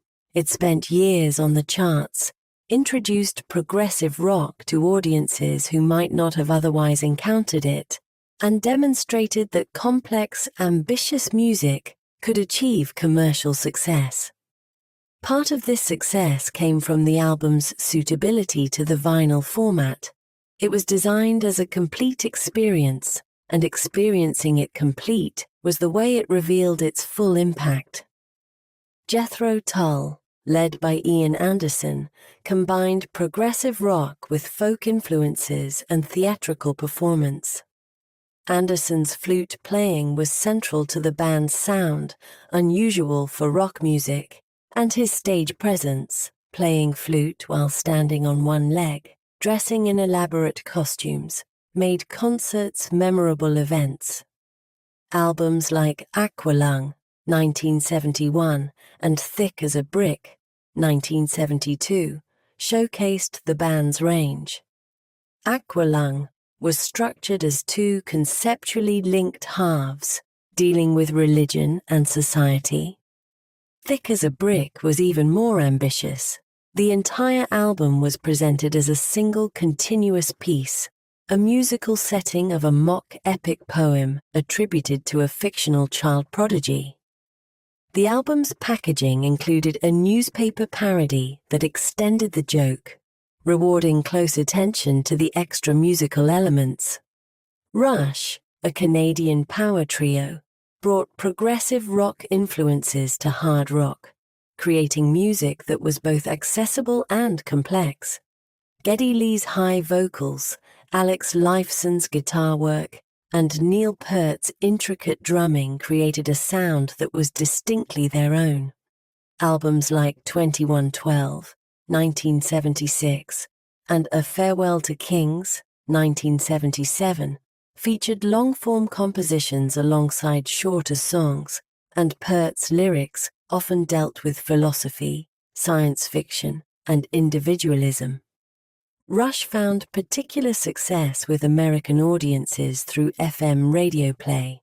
Tracks like 2112, a 20-minute suite that took up an entire album side, and Xanadu received regular airplay on progressive and AOR stations, introducing the band to listeners who might not have encountered them otherwise.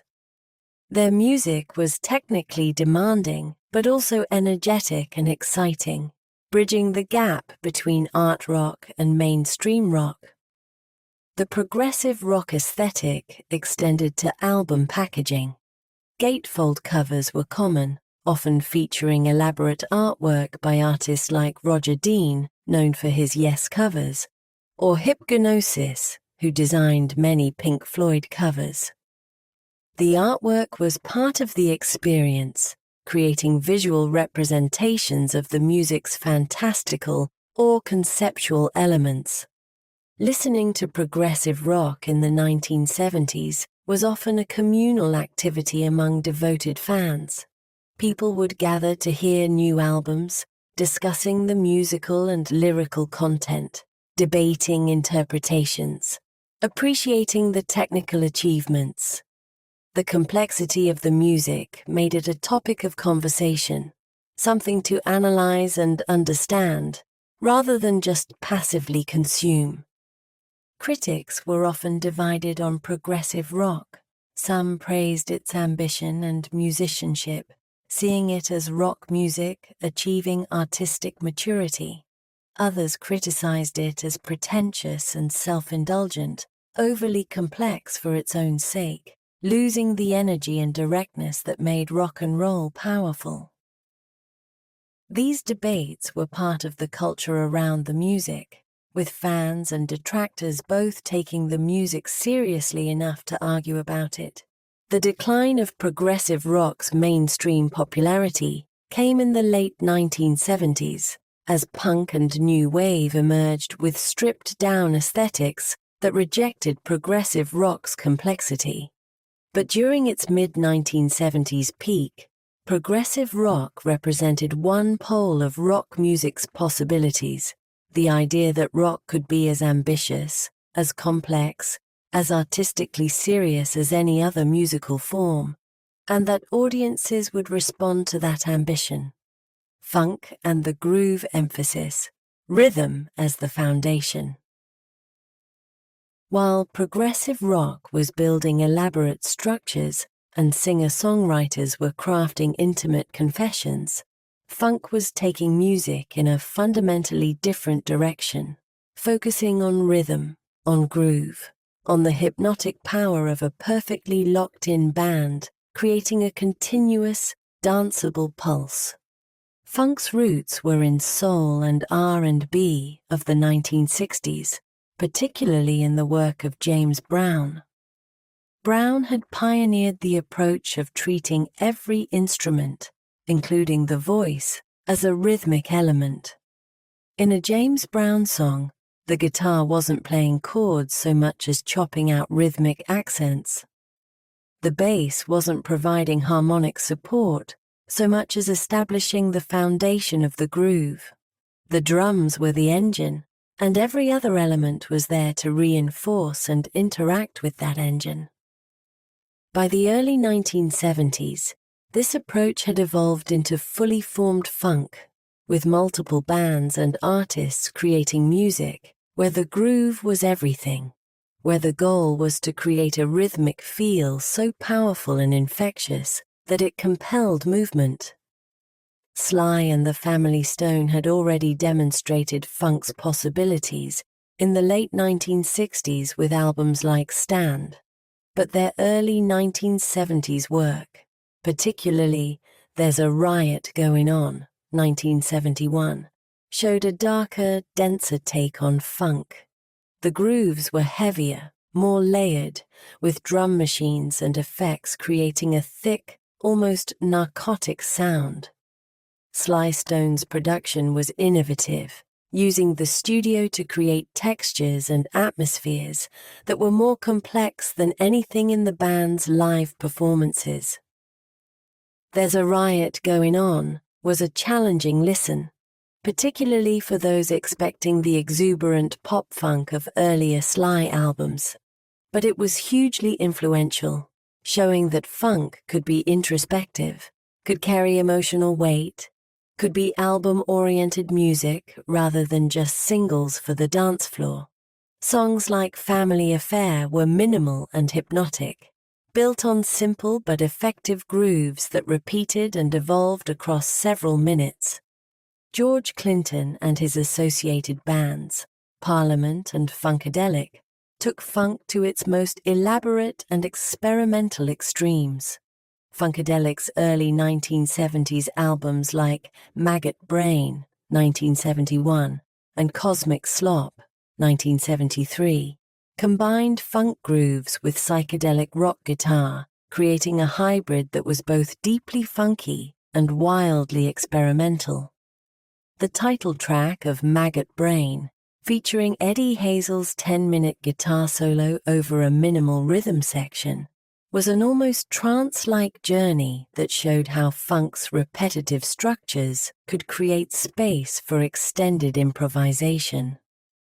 Parliament, Clinton's other main vehicle, was more explicitly focused on the dance floor, but equally willing to push boundaries. Albums like Mothership Connection, 1975, and The Clones of Dr. Funkenstein, 1976, created elaborate science fiction narratives around the music, with Clinton adopting personas and creating a mythology that united the albums conceptually. The music itself was dense and layered, multiple horn parts, interlocking rhythm guitar and keyboards, powerful bass lines, complex drum patterns, and Clinton's vocals and the band's group chants. The production was sophisticated, taking advantage of the best recording technology to capture all these elements clearly while maintaining the unified groove. Listening to Parliament on a good stereo system revealed the depth of the arrangements. You could hear individual instruments moving in the stereo field, horn sections playing staccato riffs, backing vocalists adding layers of harmony, all while the rhythm section maintained an unshakable foundation. The music demanded to be played loud, where the bass could be felt as well as heard, where the full frequency range could be appreciated. The Ohio Players combined funk with a harder, more rock-influenced sound. Albums like Fire, 1974, and Honey, 1975, produced hits that received significant radio play on both R&B and rock stations.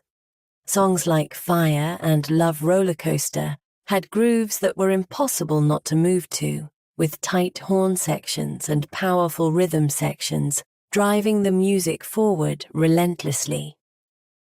The Ohio Players' album covers were controversial, featuring provocative photographs that objectified women, but the music itself was undeniable. The band was technically proficient.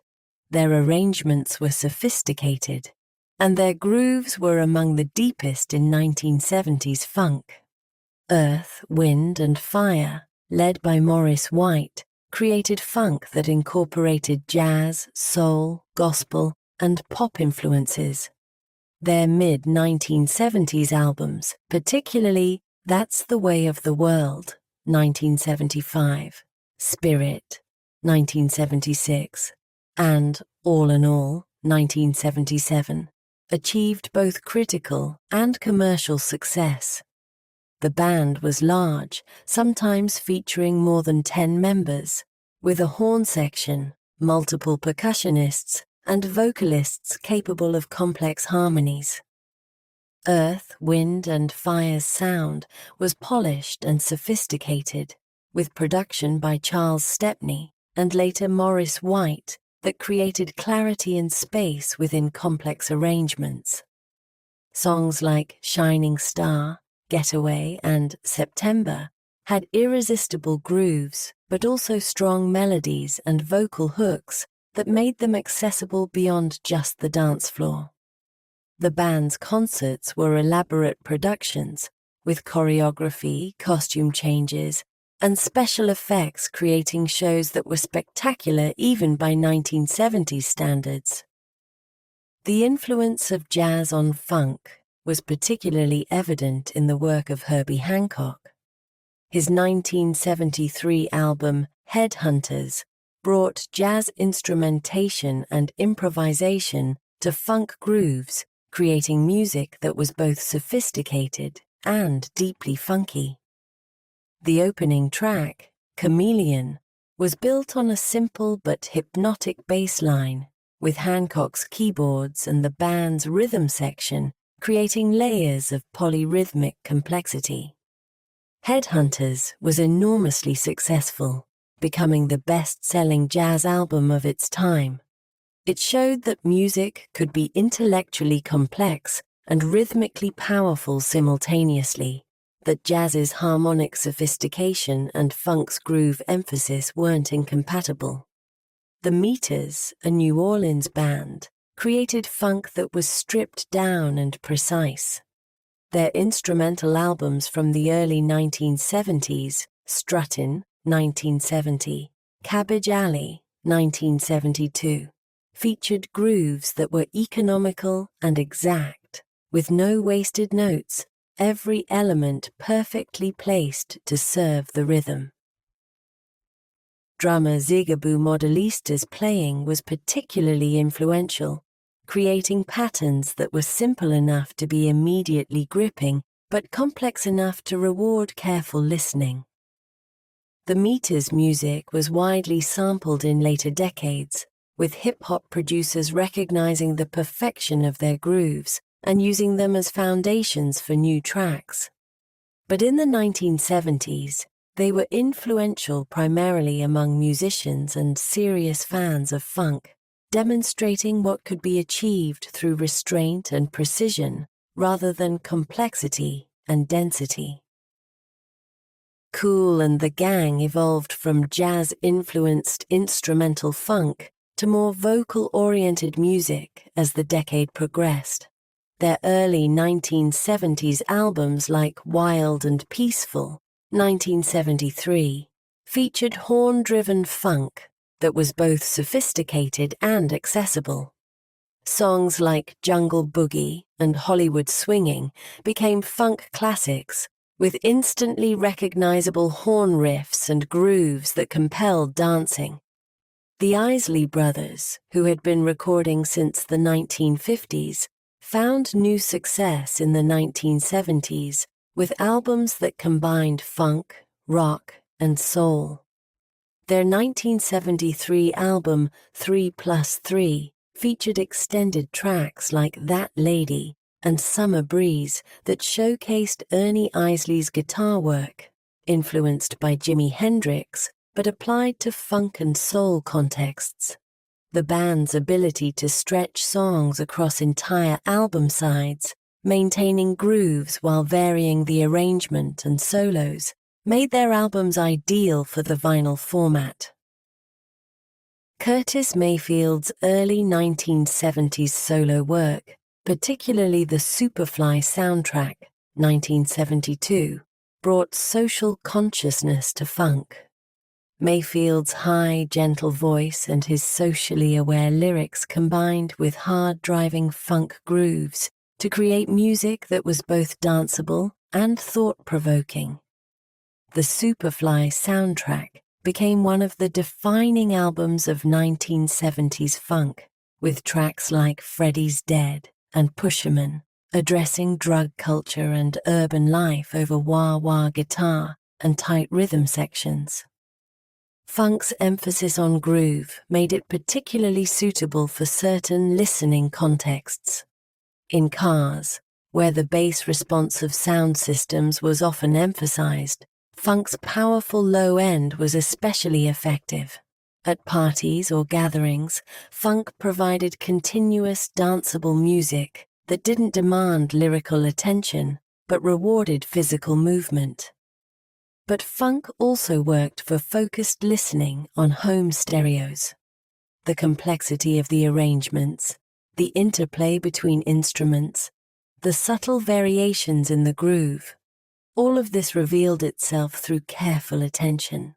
A Parliament album played on a quality system became an opportunity to appreciate the production, to hear how all the elements fit together, to understand the musicianship that went into creating and maintaining those grooves.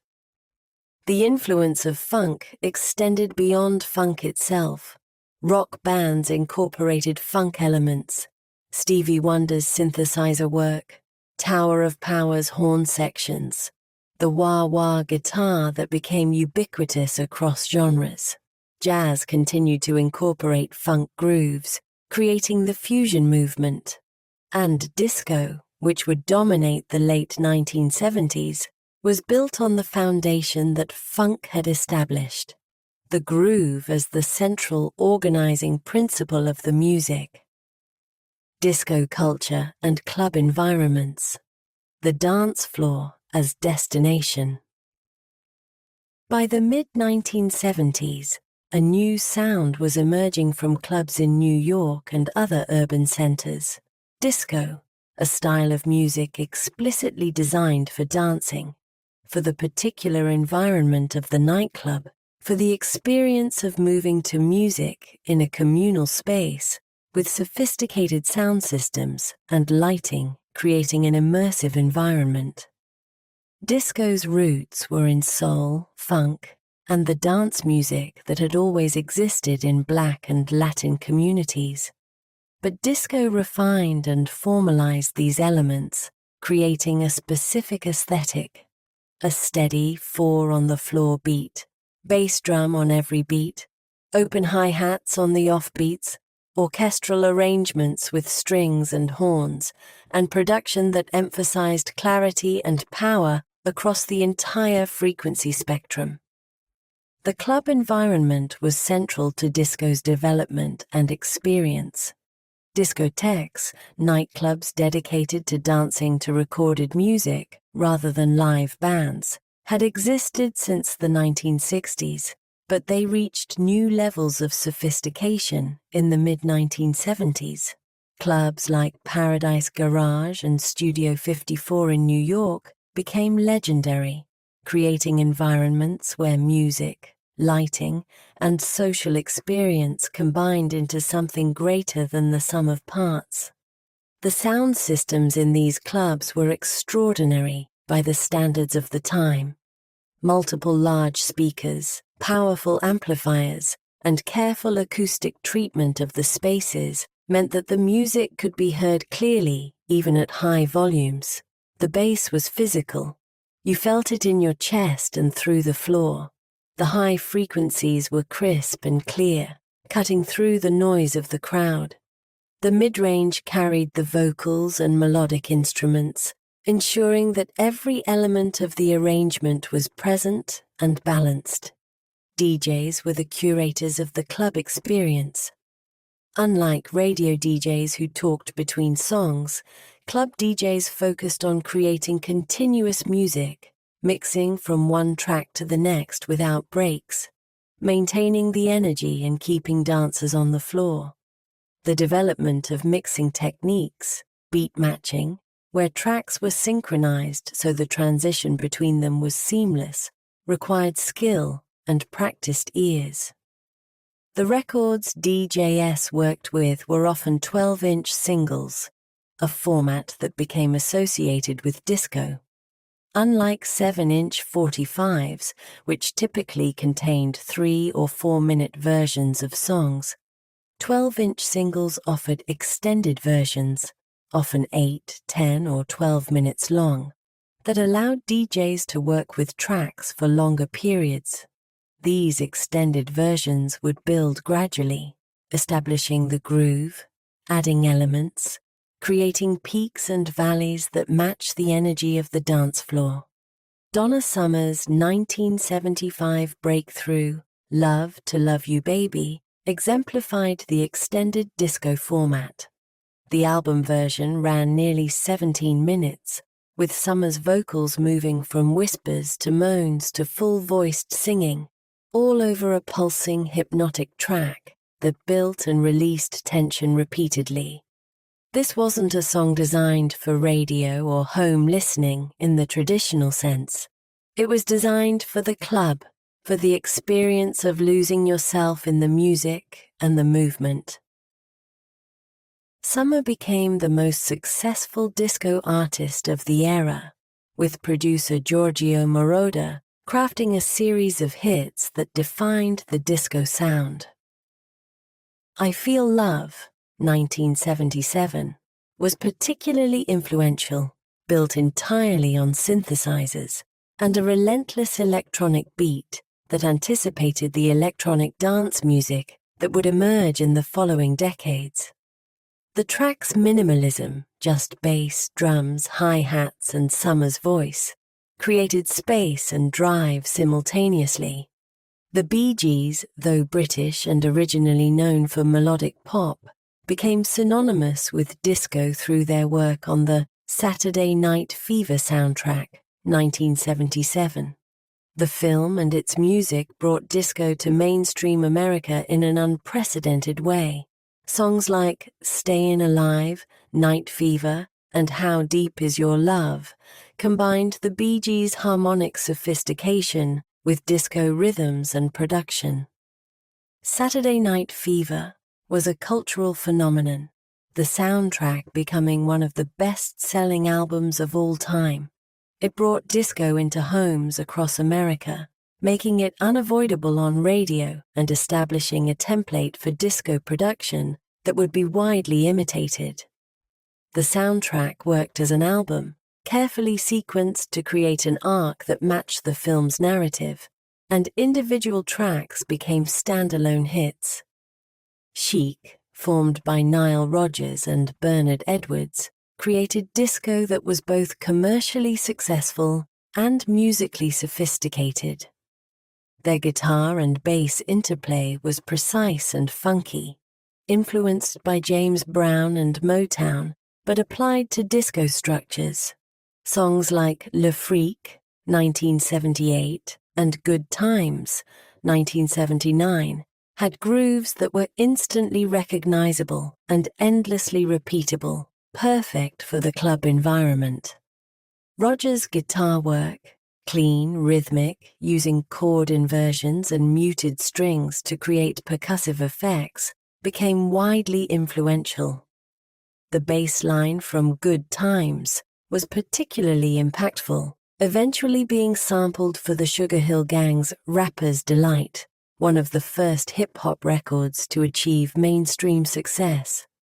Gloria Gaynor's I Will Survive, 1978, became an anthem, transcending its dance music origins to become a statement of empowerment. The song's structure was classic disco, a dramatic opening, a building verse, a powerful chorus, but the lyrical content about overcoming a failed relationship gave it emotional weight that made it more than just a dance track. KC and the Sunshine Band created disco with a funk influence, their music characterized by tight horn sections and powerful rhythms. Songs like Get Down Tonight and That's the Way I Like It were stripped down and direct, focusing on the groove and the hook without elaborate production. This approach made their music work in multiple contexts: clubs, radio, home listening, and helped bring disco to a broader audience. The production techniques used in disco were sophisticated. Arrangers like Gene Page and orchestrators like John Barry created string and horn parts that were lush without being overwhelming, adding texture and melody while maintaining the rhythmic drive. Engineers like Tom Moulton pioneered the 12-inch single format and developed mixing techniques that emphasized bass and drums while keeping vocals clear and present.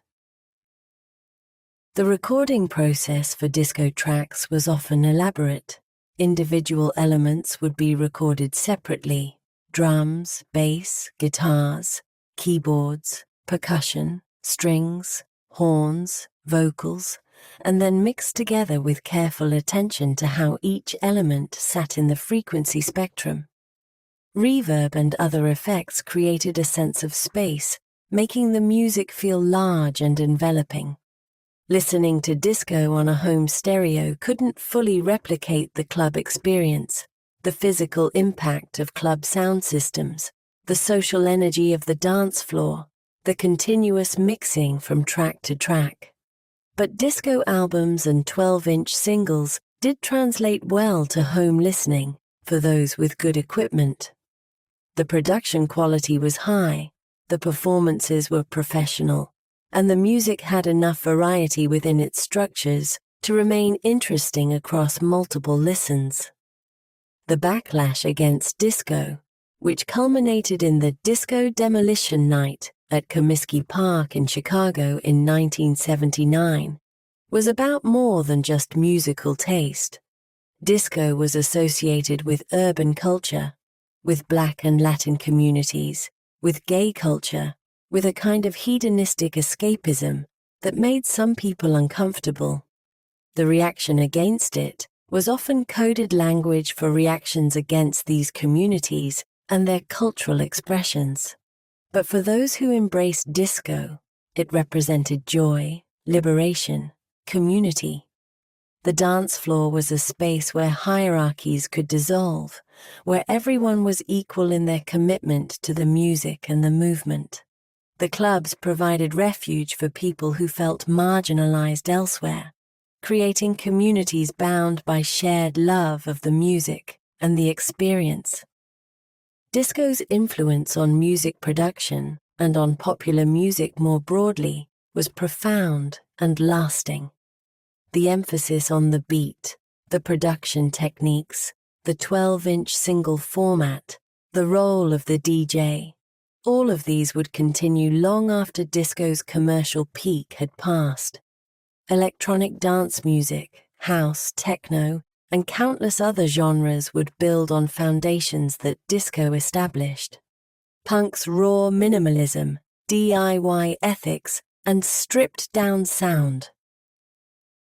As disco was dominating dance floors and progressive rock was building elaborate sonic structures, another movement was emerging that rejected both: punk rock, a return to rock music's simplest, most direct forms, played with maximum energy and minimal technical proficiency, driven by an ethos that anyone could do it. Punk's origins were in the mid-1970s, emerging almost simultaneously in New York and London, though with somewhat different characteristics in each location.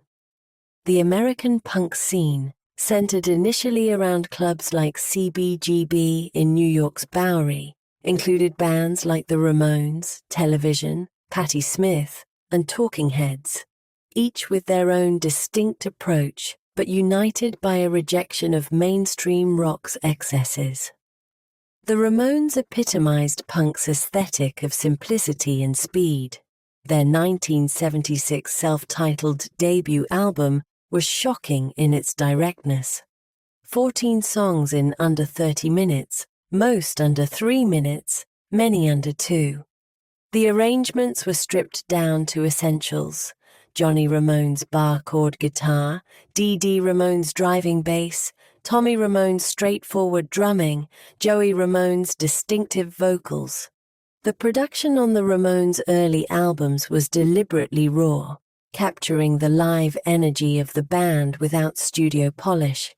The songs were simple structurally: verse, chorus, maybe a brief solo or bridge, but played at such speed and with such energy that simplicity became power. Listening to the Ramones on vinyl, you heard the room sound, the amplifier buzz, the rough edges that more polished production would have smoothed away. The Ramones' aesthetic was partly a reaction against the complexity of progressive rock and the slickness of commercial rock radio. Their songs about teenage life, about sniffing glue or beating on the brat, were deliberately juvenile, rejecting the pretension towards seriousness or artistry that characterized much 1970s rock. Television, led by Tom Verlaine and Richard Lloyd, represented a different branch of New York punk, more musically sophisticated, with guitars playing off each other in ways that showed clear influence from the Velvet Underground and from jazz. Their 1977 album Marquee Moon featured extended guitar solos and complex song structures, but maintained punk's energy and rejection of rock star posturing. The title track of Marquee Moon ran nearly 11 minutes, with Verlaine and Lloyd trading guitar lines that were melodic and inventive rather than just power chords. This showed that punk wasn't just about simplicity, it was about authenticity, about doing what the music required rather than following formulas or showing off technical ability for its own sake. Patti Smith brought a poetic sensibility to punk, her albums combining rock energy with literary ambitions. Horses, 1975, was produced by John Cale of the Velvet Underground and featured Smith's spoken-word passages over rock arrangements. The album opener, Gloria, took a garage rock standard and transformed it into a 9-minute meditation on identity and desire. Smith's approach showed that punk could accommodate intellectual ambition while rejecting rock's commercial compromises. Her performances were intense and unpredictable. Her albums were carefully constructed artistic statements, but she maintained connection to punk's energy and its DIY ethos. Talking Heads, while associated with the CBGB scene, were moving in directions that would eventually take them far from punk. Their 1977 debut, Talking Heads 77, featured David Byrne's anxious vocals and lyrics about everyday alienation, Tina Weymouth's distinctive bass lines, and arrangements that were spare but sophisticated. Songs like Psycho Killer combined punk energy with art school sensibilities. The British punk scene, which exploded in 1976 to 77, was more explicitly confrontational and political. The Sex Pistols became the most notorious punk band. Their 1977 album, Never Mind the Bollocks, Here's the Sex Pistols, an incendiary statement of rebellion and nihilism. Johnny Rotten's sneer, Steve Jones's buzzsaw guitar, the sneering lyrics, all of it was designed to provoke and offend. The Sex Pistols' music was actually more musically competent than their reputation suggested. Jones was a capable guitarist, and the songs had hooks and structures that made them more than just noise. But the image and attitude were crucial. This was music that rejected the establishment, that celebrated anger and negation. The Clash brought political consciousness to punk. Their self-titled 1977 debut, addressing unemployment, police brutality, and social injustice alongside more personal material. Joe Strummer's vocals were passionate and committed. Mick Jones's guitar work incorporated reggae and rockabilly influences, and the rhythm section drove the songs with punk energy. The Clash's evolution through the late 1970s showed punk's capacity to incorporate other influences. London Calling, 1979, expanded their sound to include ska, reggae, jazz, and rockabilly, while maintaining the energy and commitment that defined their punk origins. The album showed that punk's principles, authenticity, energy, political awareness, could be applied to a broader sonic palette. The Damned, another British punk band, released Damned, Damned, Damned in 1977, the first full-length punk album released in the UK. Their music was faster and more chaotic than The Clash, with Captain Sensible's guitar and Rat Scabies's drumming creating a wall of sound over which Dave Vanion's vocals howled. Punk's aesthetic extended beyond the music to the entire culture surrounding it. The do-it-yourself ethos meant that anyone could form a band, record music, release records on independent labels, book shows at small venues. You didn't need expensive equipment or professional studios. You could record on basic 4-track recorders, press a small run of 7-inch singles, distribute them to independent record stores. This DIY approach democratized music production in ways that were revolutionary. The barrier to entry dropped dramatically. If you had a message, an attitude, some basic musical ability, you could make records and find an audience. This empowered a generation of musicians who wouldn't have had access to the traditional music industry infrastructure. Fanzines, self-published magazines photocopied and distributed by hand, covered punk scenes, providing information about bands, shows, and records. Writers in fanzines weren't professional critics, but fans and participants, creating a journalism that was passionate and partisan rather than objective. Reading fanzines became a way to stay connected to punk scenes in other cities, to discover new bands, to participate in the larger punk community. The fashion associated with punk, ripped clothing, safety pins, leather jackets, provocative slogans, was part of the aesthetic statement.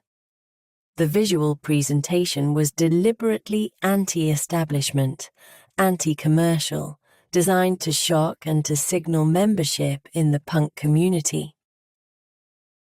Live shows were central to punk culture. The clubs where punk bands played, CBGB in New York, the 100 Club in London, Mabuhay Gardens in San Francisco, were small venues where the barrier between performers and audience was minimal. Shows were intense, sometimes violent, with slam dancing and moshing becoming characteristic of punk concerts. The sound in these venues was often poor by commercial standards. The PA systems were basic, the acoustics were terrible, the volume was excessive. But that was part of the experience. Punk wasn't about sonic fidelity. It was about energy, immediacy, connection. The rough sound matched the rough music and the rough venues. Recording punk was often done quickly and cheaply. The Ramones' first album was recorded in a week for about $6,000, trivial by the standards of progressive rock or disco, where productions could take months and cost hundreds of thousands of dollars.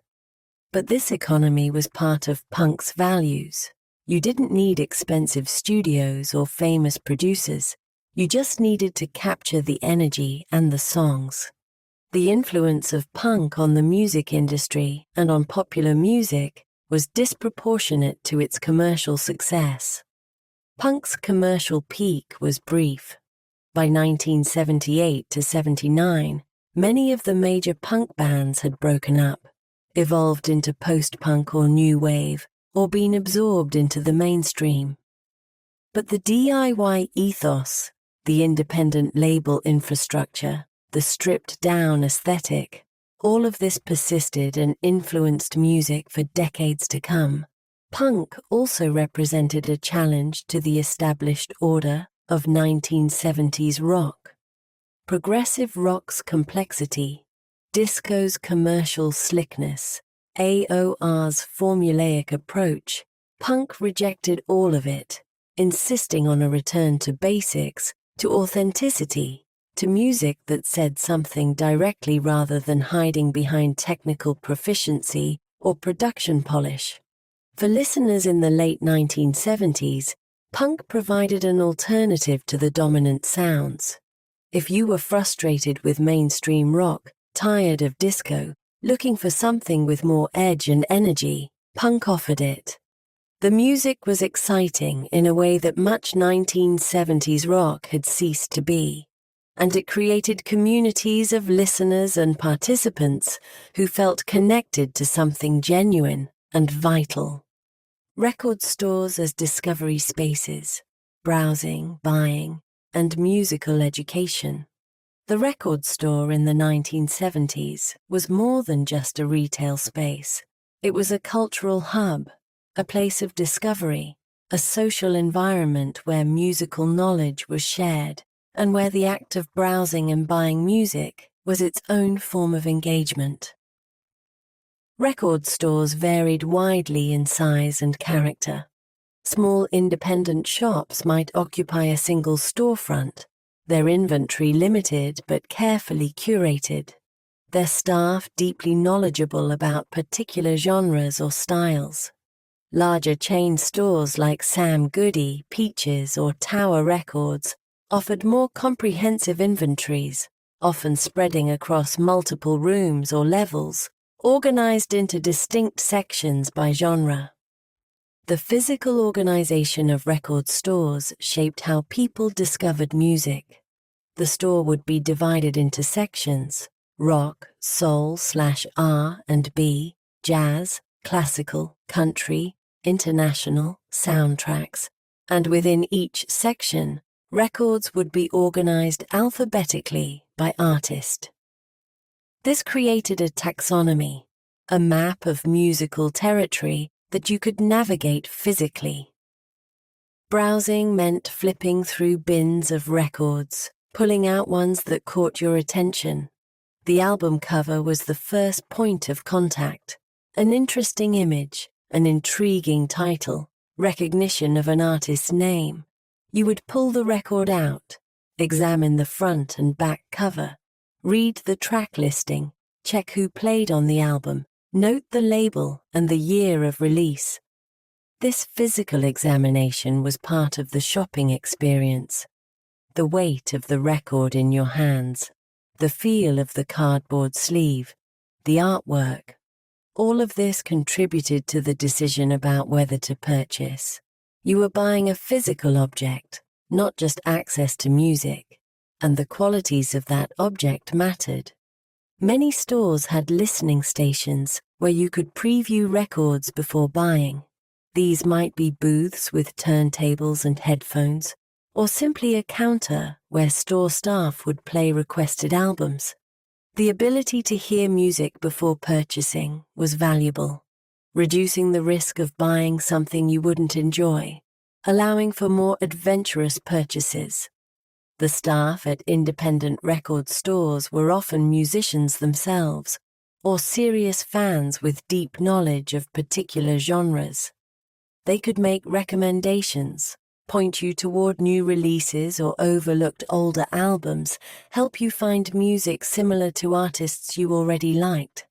This personal service was part of the record store experience, a form of musical education that couldn't be replicated through other channels. Conversations with record store staff and other customers created a social dimension to record shopping. You might strike up a conversation about a band, debate the merits of different albums, learn about local shows or new releases.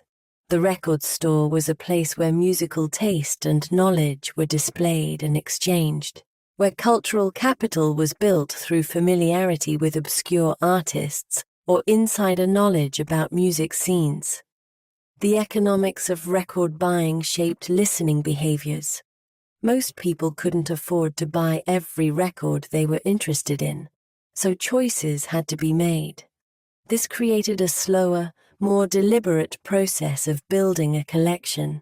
You might hear about an album, think about it for weeks, finally save up to buy it, and then listen to it intensively to extract maximum value from your purchase. This scarcity made each purchase meaningful. The records you owned were chosen, investments of money and attention. They became familiar through repeated listening, their every detail known, their sequences memorized. The limited size of most collections meant that you knew your own records intimately, could recall exactly what you owned, and where each album fit in your personal musical history. Certain record stores became destinations, places that music fans would make special trips to visit.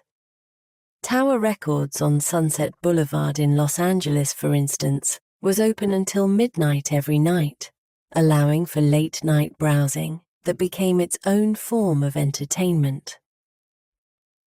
The selection was comprehensive, the staff was knowledgeable, and the store became a gathering place for Los Angeles music fans. In smaller cities and towns, the local record store might be the only place to buy music beyond the limited selections at department stores or discount retailers. These stores served as portals to the broader musical world, making available music that couldn't be heard on local radio, connecting listeners in isolated areas to national and international music scenes. Import sections at larger stores offered access to music from other countries, often at premium prices. British imports were particularly sought after by American rock fans, as some albums were released earlier in the UK or had different track listings. Japanese imports were prized for their superior pressing quality and packaging. These imports represented a kind of insider knowledge, a willingness to pay more for better versions, or for music that wasn't easily available domestically. Used record stores created a secondary market where rare or out-of-print albums could be found. Serious collectors would regularly visit used stores, hunting for specific pressings, first editions, or rare releases. The thrill of discovering a sought-after album in a used bin, often for just a few dollars, was one of the pleasures of record collecting. The condition of used records varied, and assessing condition became a skill. Collectors learned to examine records carefully, looking for scratches, checking whether they were warped, noting wear on the cover and labels. Grading systems developed: mint, near mint, very good, good, with pricing reflecting condition. Many record stores also sold related merchandise: stereo equipment, blank tapes for recording, cleaning supplies for records, posters, t-shirts, music magazines. The store became a one-stop destination for musical needs, not just for buying recordings, but for everything related to listening and collecting. The social environment of record stores could be intimidating for newcomers. The staff and regular customers often had encyclopedic knowledge and strong opinions, and displaying ignorance could lead to condescension or dismissal. But for those willing to engage, this environment could be educational, a crash course in musical history and contemporary scenes. Record stores also served as information centers for local music scenes. Flyers for upcoming shows would be posted on bulletin boards or available at the counter. Local bands might have their independently released records on consignment, providing one of the few ways for unsigned artists to distribute their music. The decline of independent record stores, which would accelerate in later decades with the rise of big-box retailers and eventually digital music, was still far in the future in the 1970s. During this decade, the record store was thriving, an essential part of musical culture and economy. Visiting a record store was often a weekend activity, a destination for an afternoon's outing. You might spend an hour or more browsing, discussing music with staff or other customers, listening to previews, finally selecting one or two albums to purchase. The trip home with your new records was filled with anticipation. You would open the shrink wrap carefully, remove the album from its sleeve, place it on your turntable, and discover what you had bought. This ritual of discovery, from browsing to purchase to first listening, was central to how music was consumed in the 1970s. It created a relationship between listener and music that was active and engaged rather than passive. You chose your music deliberately, invested in it financially and attentionally, and came to know it through repeated listening rather than moving quickly from one thing to the next. The cassette's late-decade arrival, portability, and home recording. While vinyl remained dominant for home listening and 8-track maintained its presence in cars, another format was gaining ground in the late 1970s that would eventually transform how people consumed music: the compact cassette, or simply the cassette. The cassette had been introduced by Philips in the early 1960s, but it was initially seen as inferior to vinyl and reel-to-reel tape for music listening. The sound quality was limited by the slow tape speed and narrow tape width, making it suitable for voice recording and dictation, but not for serious music reproduction. What changed by the late 1970s was improvements in tape formulation, improvements in cassette deck design, and the introduction of noise reduction systems like Dolby B that reduced tape hiss and improved frequency response. High-quality cassette decks with features like dual capstans and 3-head designs could produce sound that approached vinyl quality, at least for casual listening.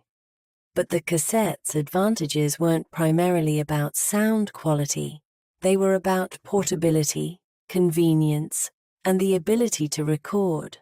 Unlike vinyl or 8-track, cassettes were compact and lightweight.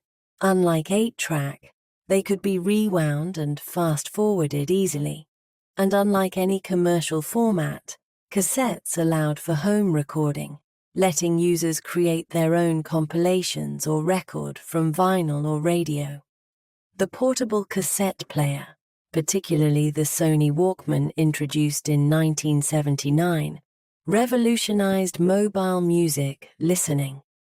Suddenly, you could carry your music with you in a truly portable way, small enough to fit in a pocket, light enough to carry anywhere, with headphones providing private listening that didn't disturb others. This portability changed the relationship between music and daily life. Music could now accompany you anywhere, on walks, on public transportation, while exercising, while studying. The experience of listening became more individualized, more privatized. You weren't sharing music with others in a room or a car. You were in your own sonic bubble, the music surrounding your head through headphones while the world continued around you. The sound quality of early Walkman-style players wasn't exceptional. Small speakers in lightweight headphones couldn't reproduce the full frequency range or dynamic impact of good home speakers. But for portable listening, they were more than adequate, and the convenience outweighed the sonic compromises. Home cassette decks became standard components in stereo systems by the late 1970s. These ranged from basic models that could play and record adequately to high-end decks with features like metal tape compatibility, Dolby C noise reduction, and sophisticated metering and controls. Serious audiophiles remained skeptical of cassettes, but for most listeners, a good cassette deck produced acceptable results. The ability to record was transformative. You could record albums from your vinyl collection onto cassette, creating a more portable and durable copy that could be played in the car or on a portable player without risking damage to your valuable records. You could record from the radio, capturing songs that you heard on FM broadcasts. And you could create compilations, mixtapes, that sequence songs in your own chosen order. The mixtape became a cultural phenomenon by the early 1980s, but its roots were in the late 1970s as cassette recording became common.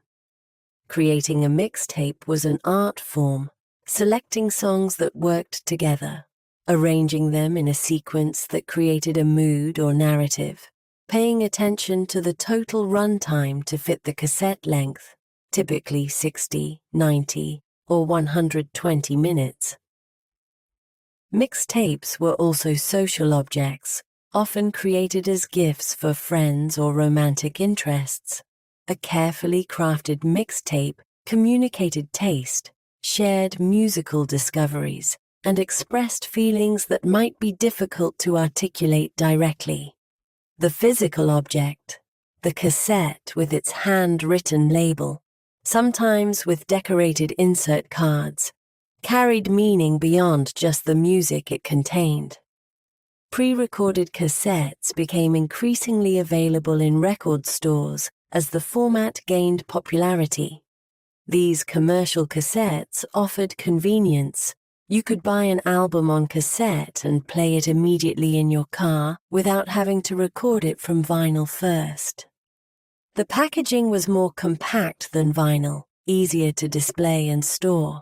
The sound quality of commercial cassettes varied. Some labels invested in high-quality duplication processes, using better tape stock and careful quality control.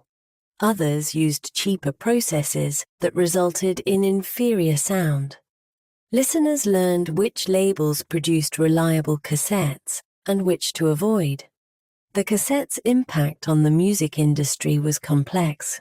On one hand, the ability to record undermined sales.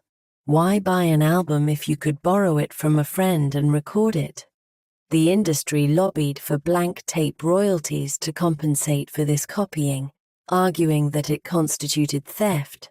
Consumer advocates countered that personal recording was fair use, similar to time-shifting television broadcasts with VCRs. On the other hand, cassettes expanded the market for music by making it more convenient and accessible. People who might not invest in vinyl collections would buy or record cassettes.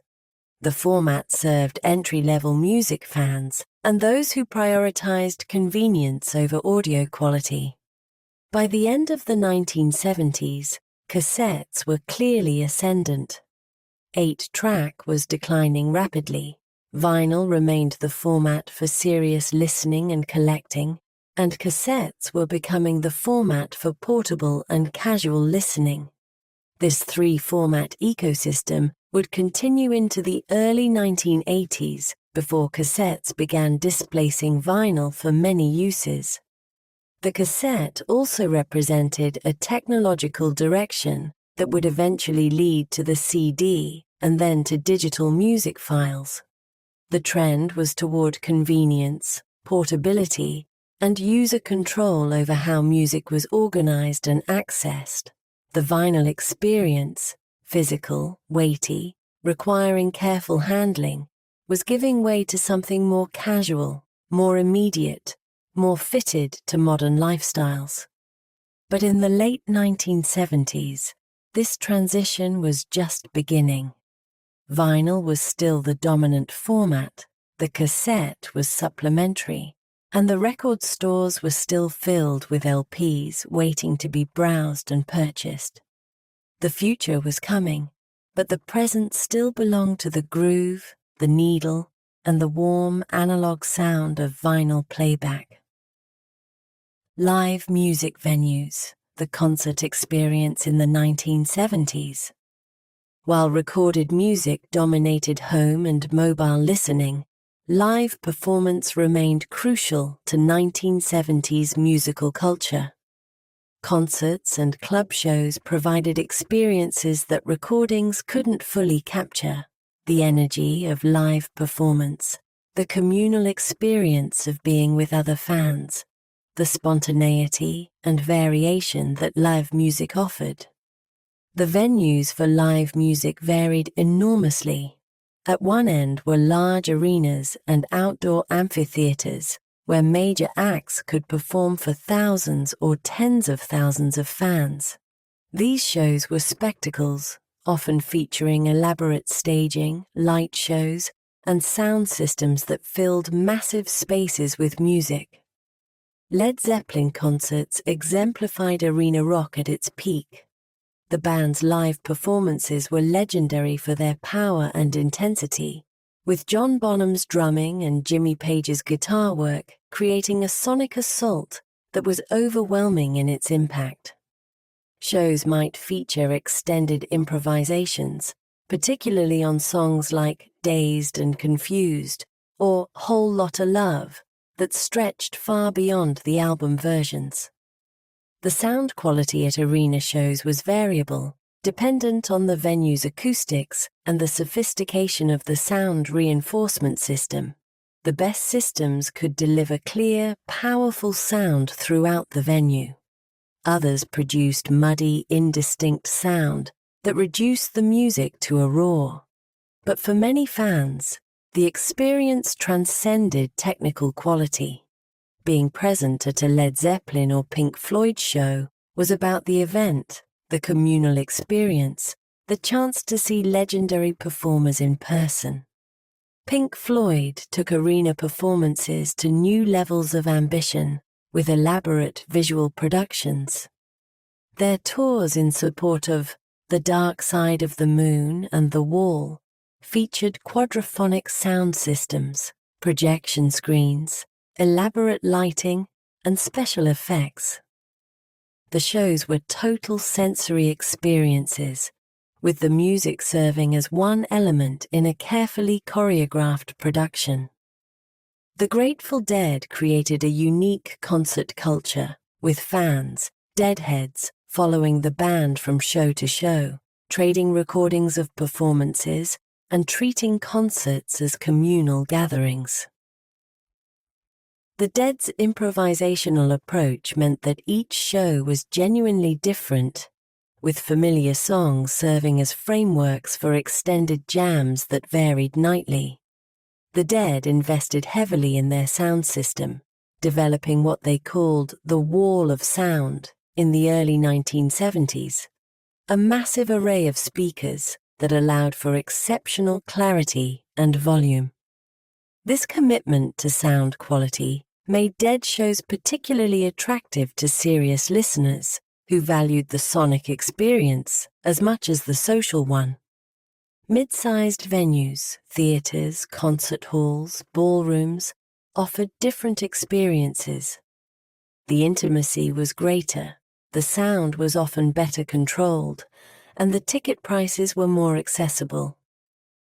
These venues hosted a wide range of acts, from rising artists building their followings to established artists who preferred smaller shows to arena spectacles. The Fillmore East in New York and the Fillmore West in San Francisco had been legendary venues in the late 1960s, hosting everyone from Jimi Hendrix to the Grateful Dead to Miles Davis. By the early 1970s, they had closed, but their influence persisted in how concerts were promoted and produced. Bill Graham, who had operated the Fillmores, continued promoting shows and managing venues, setting standards for professionalism in concert production. Jazz clubs remained important venues for jazz and jazz-influenced music.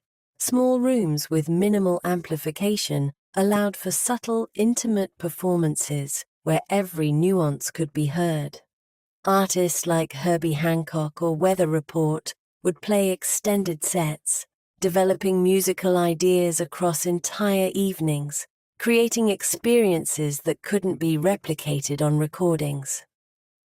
The club environment was crucial for developing scenes around particular styles. Disco clubs, as discussed earlier, created spaces where dance music could be experienced in its intended context. Punk clubs like CBGB provided stages for emerging bands and gathering places for punk communities. Country music thrived in honky-tonks and dance halls where bands played for dancers rather than seated audiences. The economics of live music varied by venue and act. Major arena tours were expensive to produce, but could be enormously profitable if tickets sold well.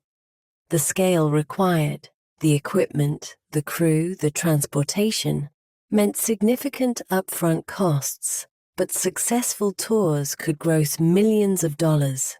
Smaller shows operated on much tighter margins.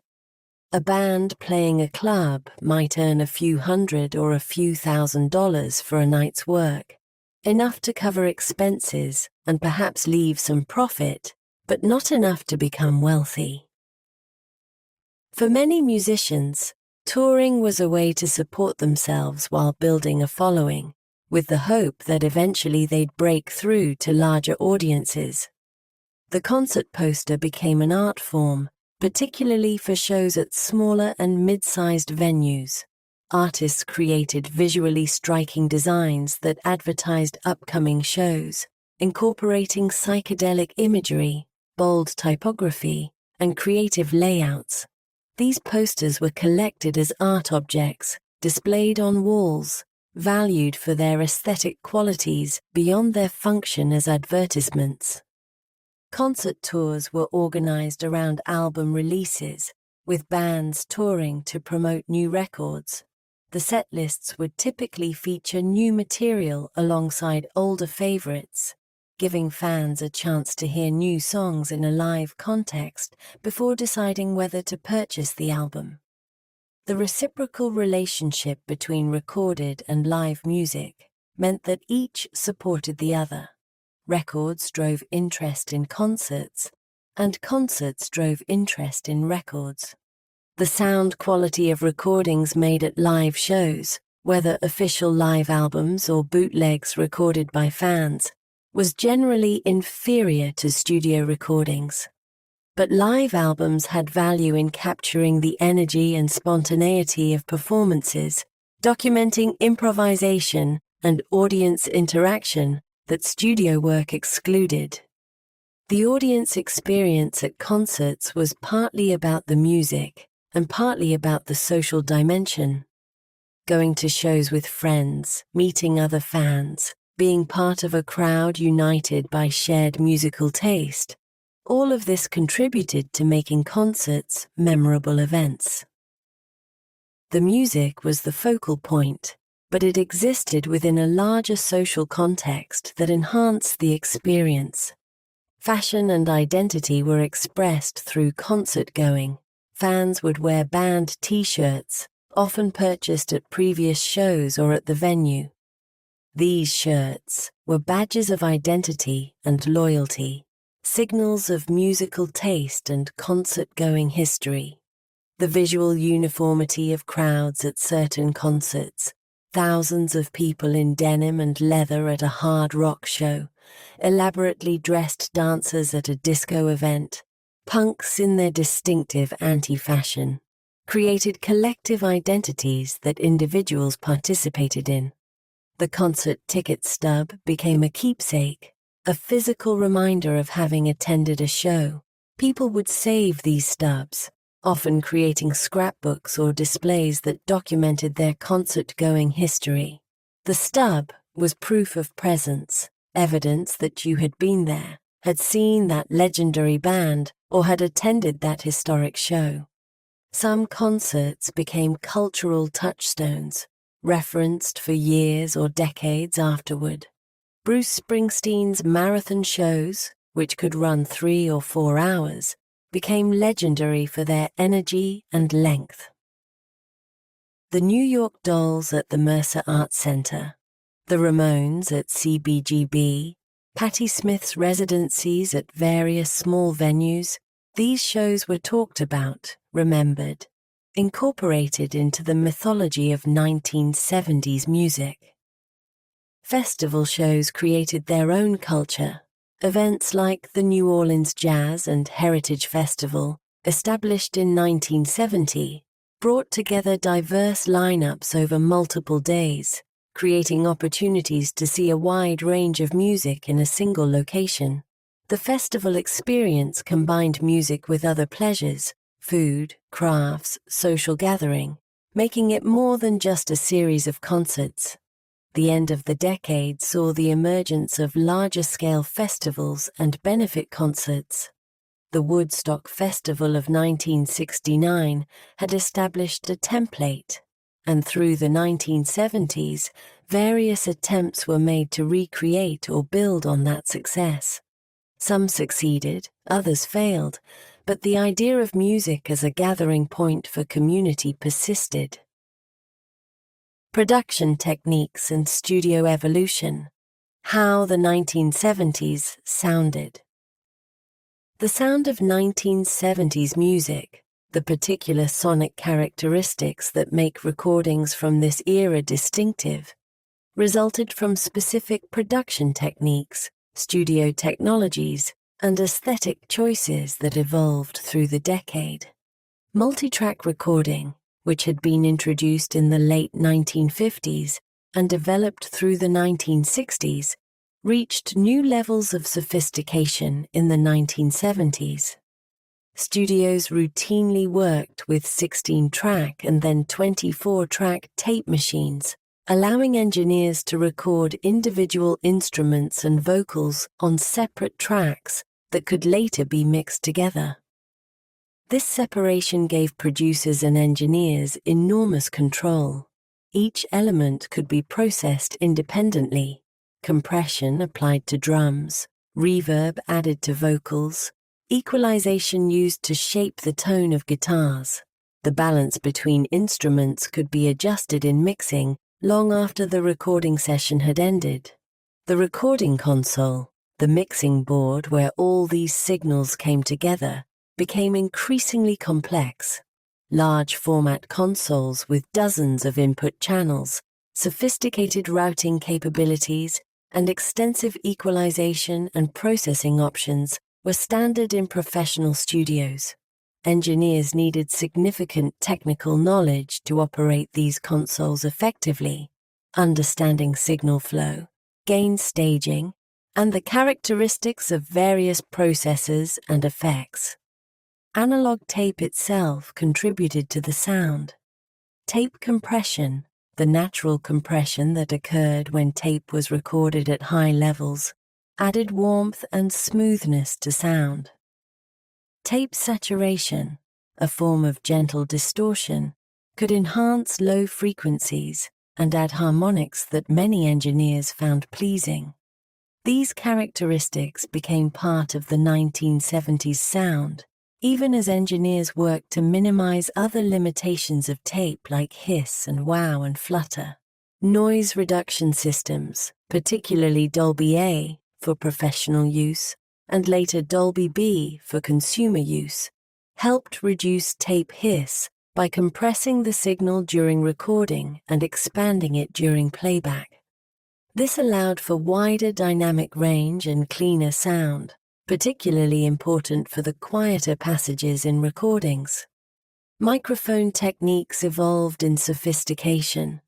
Engineers would use multiple microphones on a single source, close mics to capture detail, distant mics to capture room sound, creating combinations that could later be blended.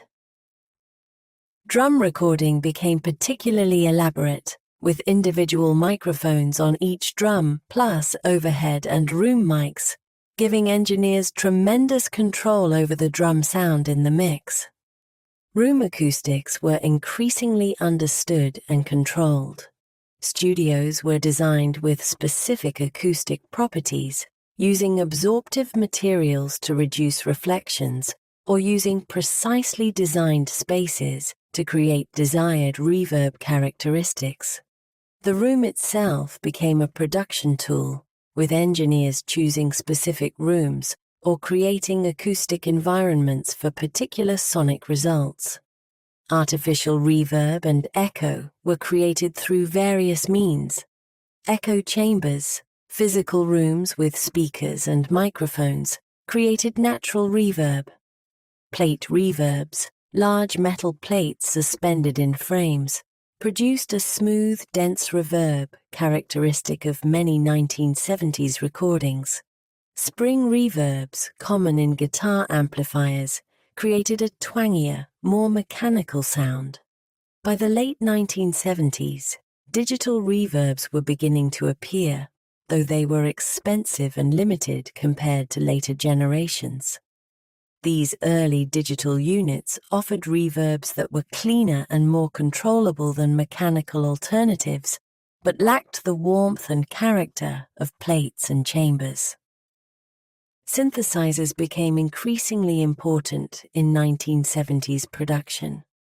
The Moog synthesizer, ARP synthesizers, and other instruments could produce sounds that acoustic instruments couldn't, expanding the sonic palette available to producers.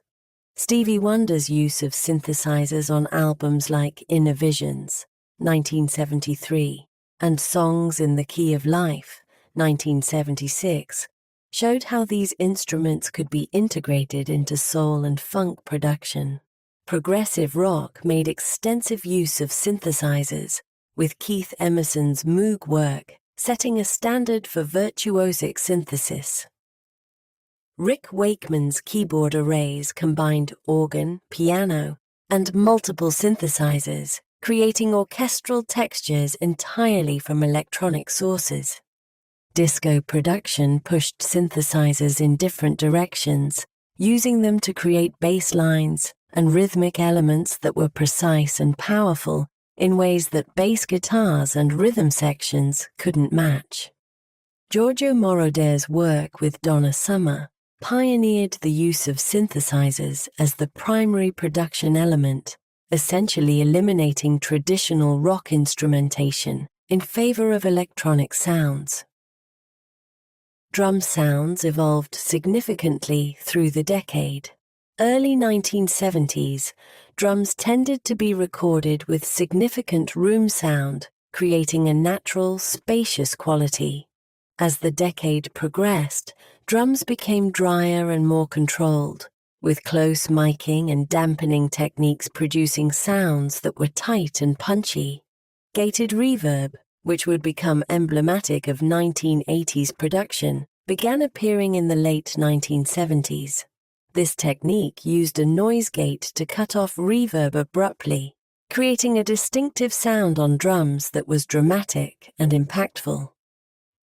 The technique would reach its apex on Phil Collins's 1981 song, In the Air Tonight, but its origins were in late 1970s studio experimentation. Guitar sounds varied widely across genres and styles.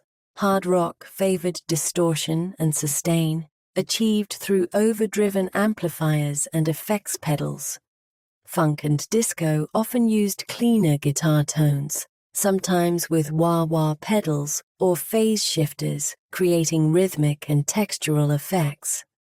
Progressive rock incorporated both heavily distorted tones and clean, precise sounds. The electric guitar amplifier remained central to achieving desired guitar sounds. Specific amplifier models became associated with particular tones. Marshall amplifiers for British hard rock, Fender amps for clean American sounds. The practice of recording amplifiers at high volume to achieve natural overdrive and speaker distortion became standard. Bass sounds also evolved. The deep, round bass tones of 1960s recordings gave way to more aggressive, defined bass in the 1970s. Direct injection, running the bass signal directly into the console rather than through an amplifier and microphone, became common, providing clarity and control. Some productions combined direct and amplified bass sounds, using each for different qualities. Vocal production techniques varied by genre and aesthetic. Close miking with high-quality condenser microphones captured detail and intimacy. Compression controlled dynamic range, allowing vocals to sit consistently in the mix without being overwhelmed by instruments or overwhelming them. Reverb and delay created space and depth. Double tracking, recording the same vocal part twice and combining them, created thickness and presence. This technique had been used since the 1960s, but remained standard in 1970s production. Some singers, like Freddie Mercury of Queen, would record elaborate multi-part vocal harmonies, creating dense vocal textures by layering multiple performances. The mixing process was where all these recorded elements came together. Engineers would balance levels, pan instruments in the stereo field, apply equalization and effects, and create the final sonic presentation of the song. Mixing was an art that could take as long as or longer than the recording itself, with engineers making thousands of small decisions that collectively determined how the recording would sound. Mixing for vinyl required specific considerations. The physical limitations of the format meant that certain frequency ranges and stereo widths could cause problems. Too much bass or too much stereo separation could cause the needle to skip. Engineers mixed with these limitations in mind, sometimes creating separate mixes for vinyl release and for other formats. Mastering, the final step before vinyl manufacturing, involved optimizing the recording for the specific characteristics of the format. Mastering engineers would adjust equalization, compression, and levels, and would determine where to place the songs on the disc, quieter songs on the outer grooves where the linear velocity was higher, louder songs toward the label where there was more space per groove. The result of all these techniques and technologies was a distinctive 1970s sound, warm, detailed, dynamic, with wide stereo imaging and careful balance between elements.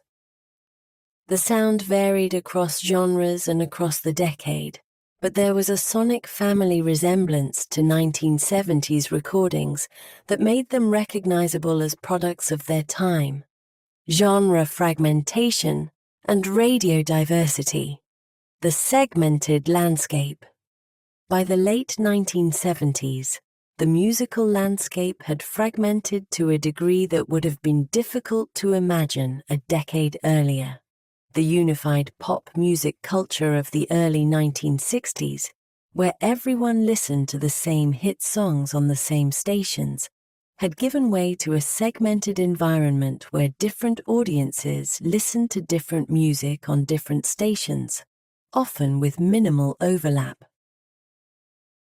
FM radio's format specialization was a primary driver of this fragmentation. Instead of playing a wide variety of music like top 40 AM stations had done, FM stations increasingly targeted specific audiences with specific formats. AOR stations played rock, broadly defined but usually not disco, not country, not easy listening, not jazz except in the most rock-adjacent forms. Their listeners were primarily young white men, and the programming reflected this demographic's presumed tastes.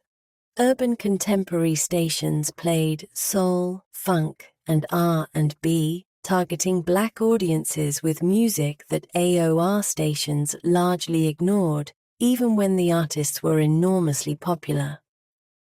This created parallel musical universes. Artists like Stevie Wonder or Earth, Wind and Fire could have significant commercial success and cultural impact in black communities while remaining marginal on rock radio.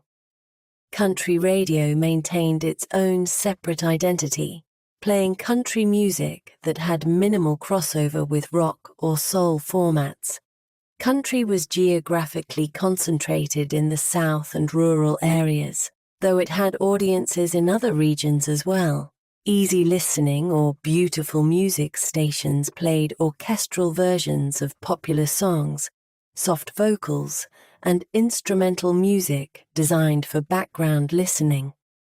This format targeted older, more affluent audiences who found rock and soul too aggressive or simply uninteresting. Classical music radio served a small but devoted audience of classical music fans, playing everything from Baroque to contemporary classical, with announcers who spoke in hushed, reverential tones about the music and its composers. Jazz radio existed in major markets, playing everything from traditional jazz to fusion to contemporary jazz-influenced music. The audience was small but passionate, and the format served both as entertainment and as preservation of jazz history. This format specialization meant that listeners increasingly stayed within their preferred format, hearing the same genres and artists repeatedly while rarely encountering music from other formats. Someone who listened exclusively to AOR might have no knowledge of disco hits that were dominating urban radio. Someone who listened to urban contemporary might never hear the progressive rock that AOR stations played. This segmentation reflected and reinforced cultural divisions: race, age, geography, class. The music you listened to became part of your identity, signaling your cultural affiliations and values. These musical divisions sometimes overlapped with political and social divisions, though not always in predictable ways. Record stores organized their inventory by these same genre categories, creating physical divisions that matched the radio segmentation. You browsed in the rock section or the soul section or the jazz section, and the organization of the store encouraged staying within your preferred genres rather than exploring across boundaries. Some artists managed to cross these boundaries. Stevie Wonder's albums in the mid-1970s, Inner Visions, Fulfillingness First Finale, Songs in the Key of Life, achieved both critical acclaim and commercial success across different audiences. His music was complex enough to satisfy sophisticated listeners, but accessible enough to reach pop audiences. Similarly, Fleetwood Mac's Rumours, 1977, achieved massive success across different radio formats and different demographics. The album was played on AOR, Top 40, and even some easy listening stations, uniting diverse audiences around music that combined rock, pop, and folk influences in ways that nearly everyone found appealing. But these crossover successes were exceptional. Most music remained firmly within its format, its intended audience, its cultural niche. The diversity of 1970s music was real and extensive, but it existed in separate channels that didn't necessarily communicate with each other. The fragmentation also created opportunities for specialization and for music that wouldn't have existed in a unified market. Progressive rock's complexity and length made it unsuitable for top 40 radio, but AOR's format could accommodate it.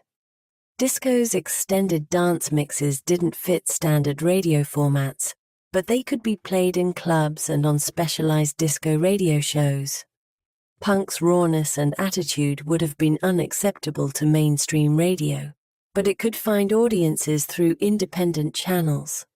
By the end of the decade, this fragmented landscape was the new normal. The idea of a unified pop music culture had given way to a recognition that American music was diverse, divided, segmented by taste and demographics and distribution channels. This would continue into the following decades, with further specialization and fragmentation, but the 1970s was when this transition became the decade's sonic legacy. As the 1970s drew to a close, the musical landscape looked radically different from how it had appeared at the beginning of the decade. The changes in format, in technology, in genre, in production, in distribution, all of these had combined to create a musical environment that was more diverse, more sophisticated, more fragmented than what had existed before. The vinyl LP had reached its peak as a cultural form, the album as a complete artistic statement, experienced from beginning to end on a home stereo system, had become the dominant way that serious music listeners encountered music. The artwork, the liner notes, the ritual of playing records, all of this had created a relationship between listener and music that was tangible and engaged. FM radio had displaced AM as the primary medium for music broadcasting, bringing album-oriented formats and superior sound quality to the masses. The album tracks that had once existed only for LP purchasers were now accessible through radio, creating a cycle between broadcast and recorded music that benefited both. The technology of home listening had advanced significantly. Stereo systems could now reproduce music with fidelity that approached the quality of master tapes. The ability to hear subtle details in recordings, to experience the full dynamic range and stereo imaging that producers intended, had become accessible to a broad audience. The genres that had emerged or evolved during the decade, singer-songwriters' confessional intimacy, progressive rock's conceptual ambition, funk's groove emphasis, disco's dance floor focus, punk's raw minimalism, all existed simultaneously, serving different audiences and different purposes. Music in the 1970s was not singular but plural, not unified but diverse. The production techniques developed during the decade, multi-track recording, sophisticated mixing, synthesizer integration, had created the sounds that defined the era and that would influence production for decades to come. The warmth of analog recording, the precision of careful engineering, the creativity of studio experimentation, all of this had become part of music's possibilities. The ways people encountered music had multiplied.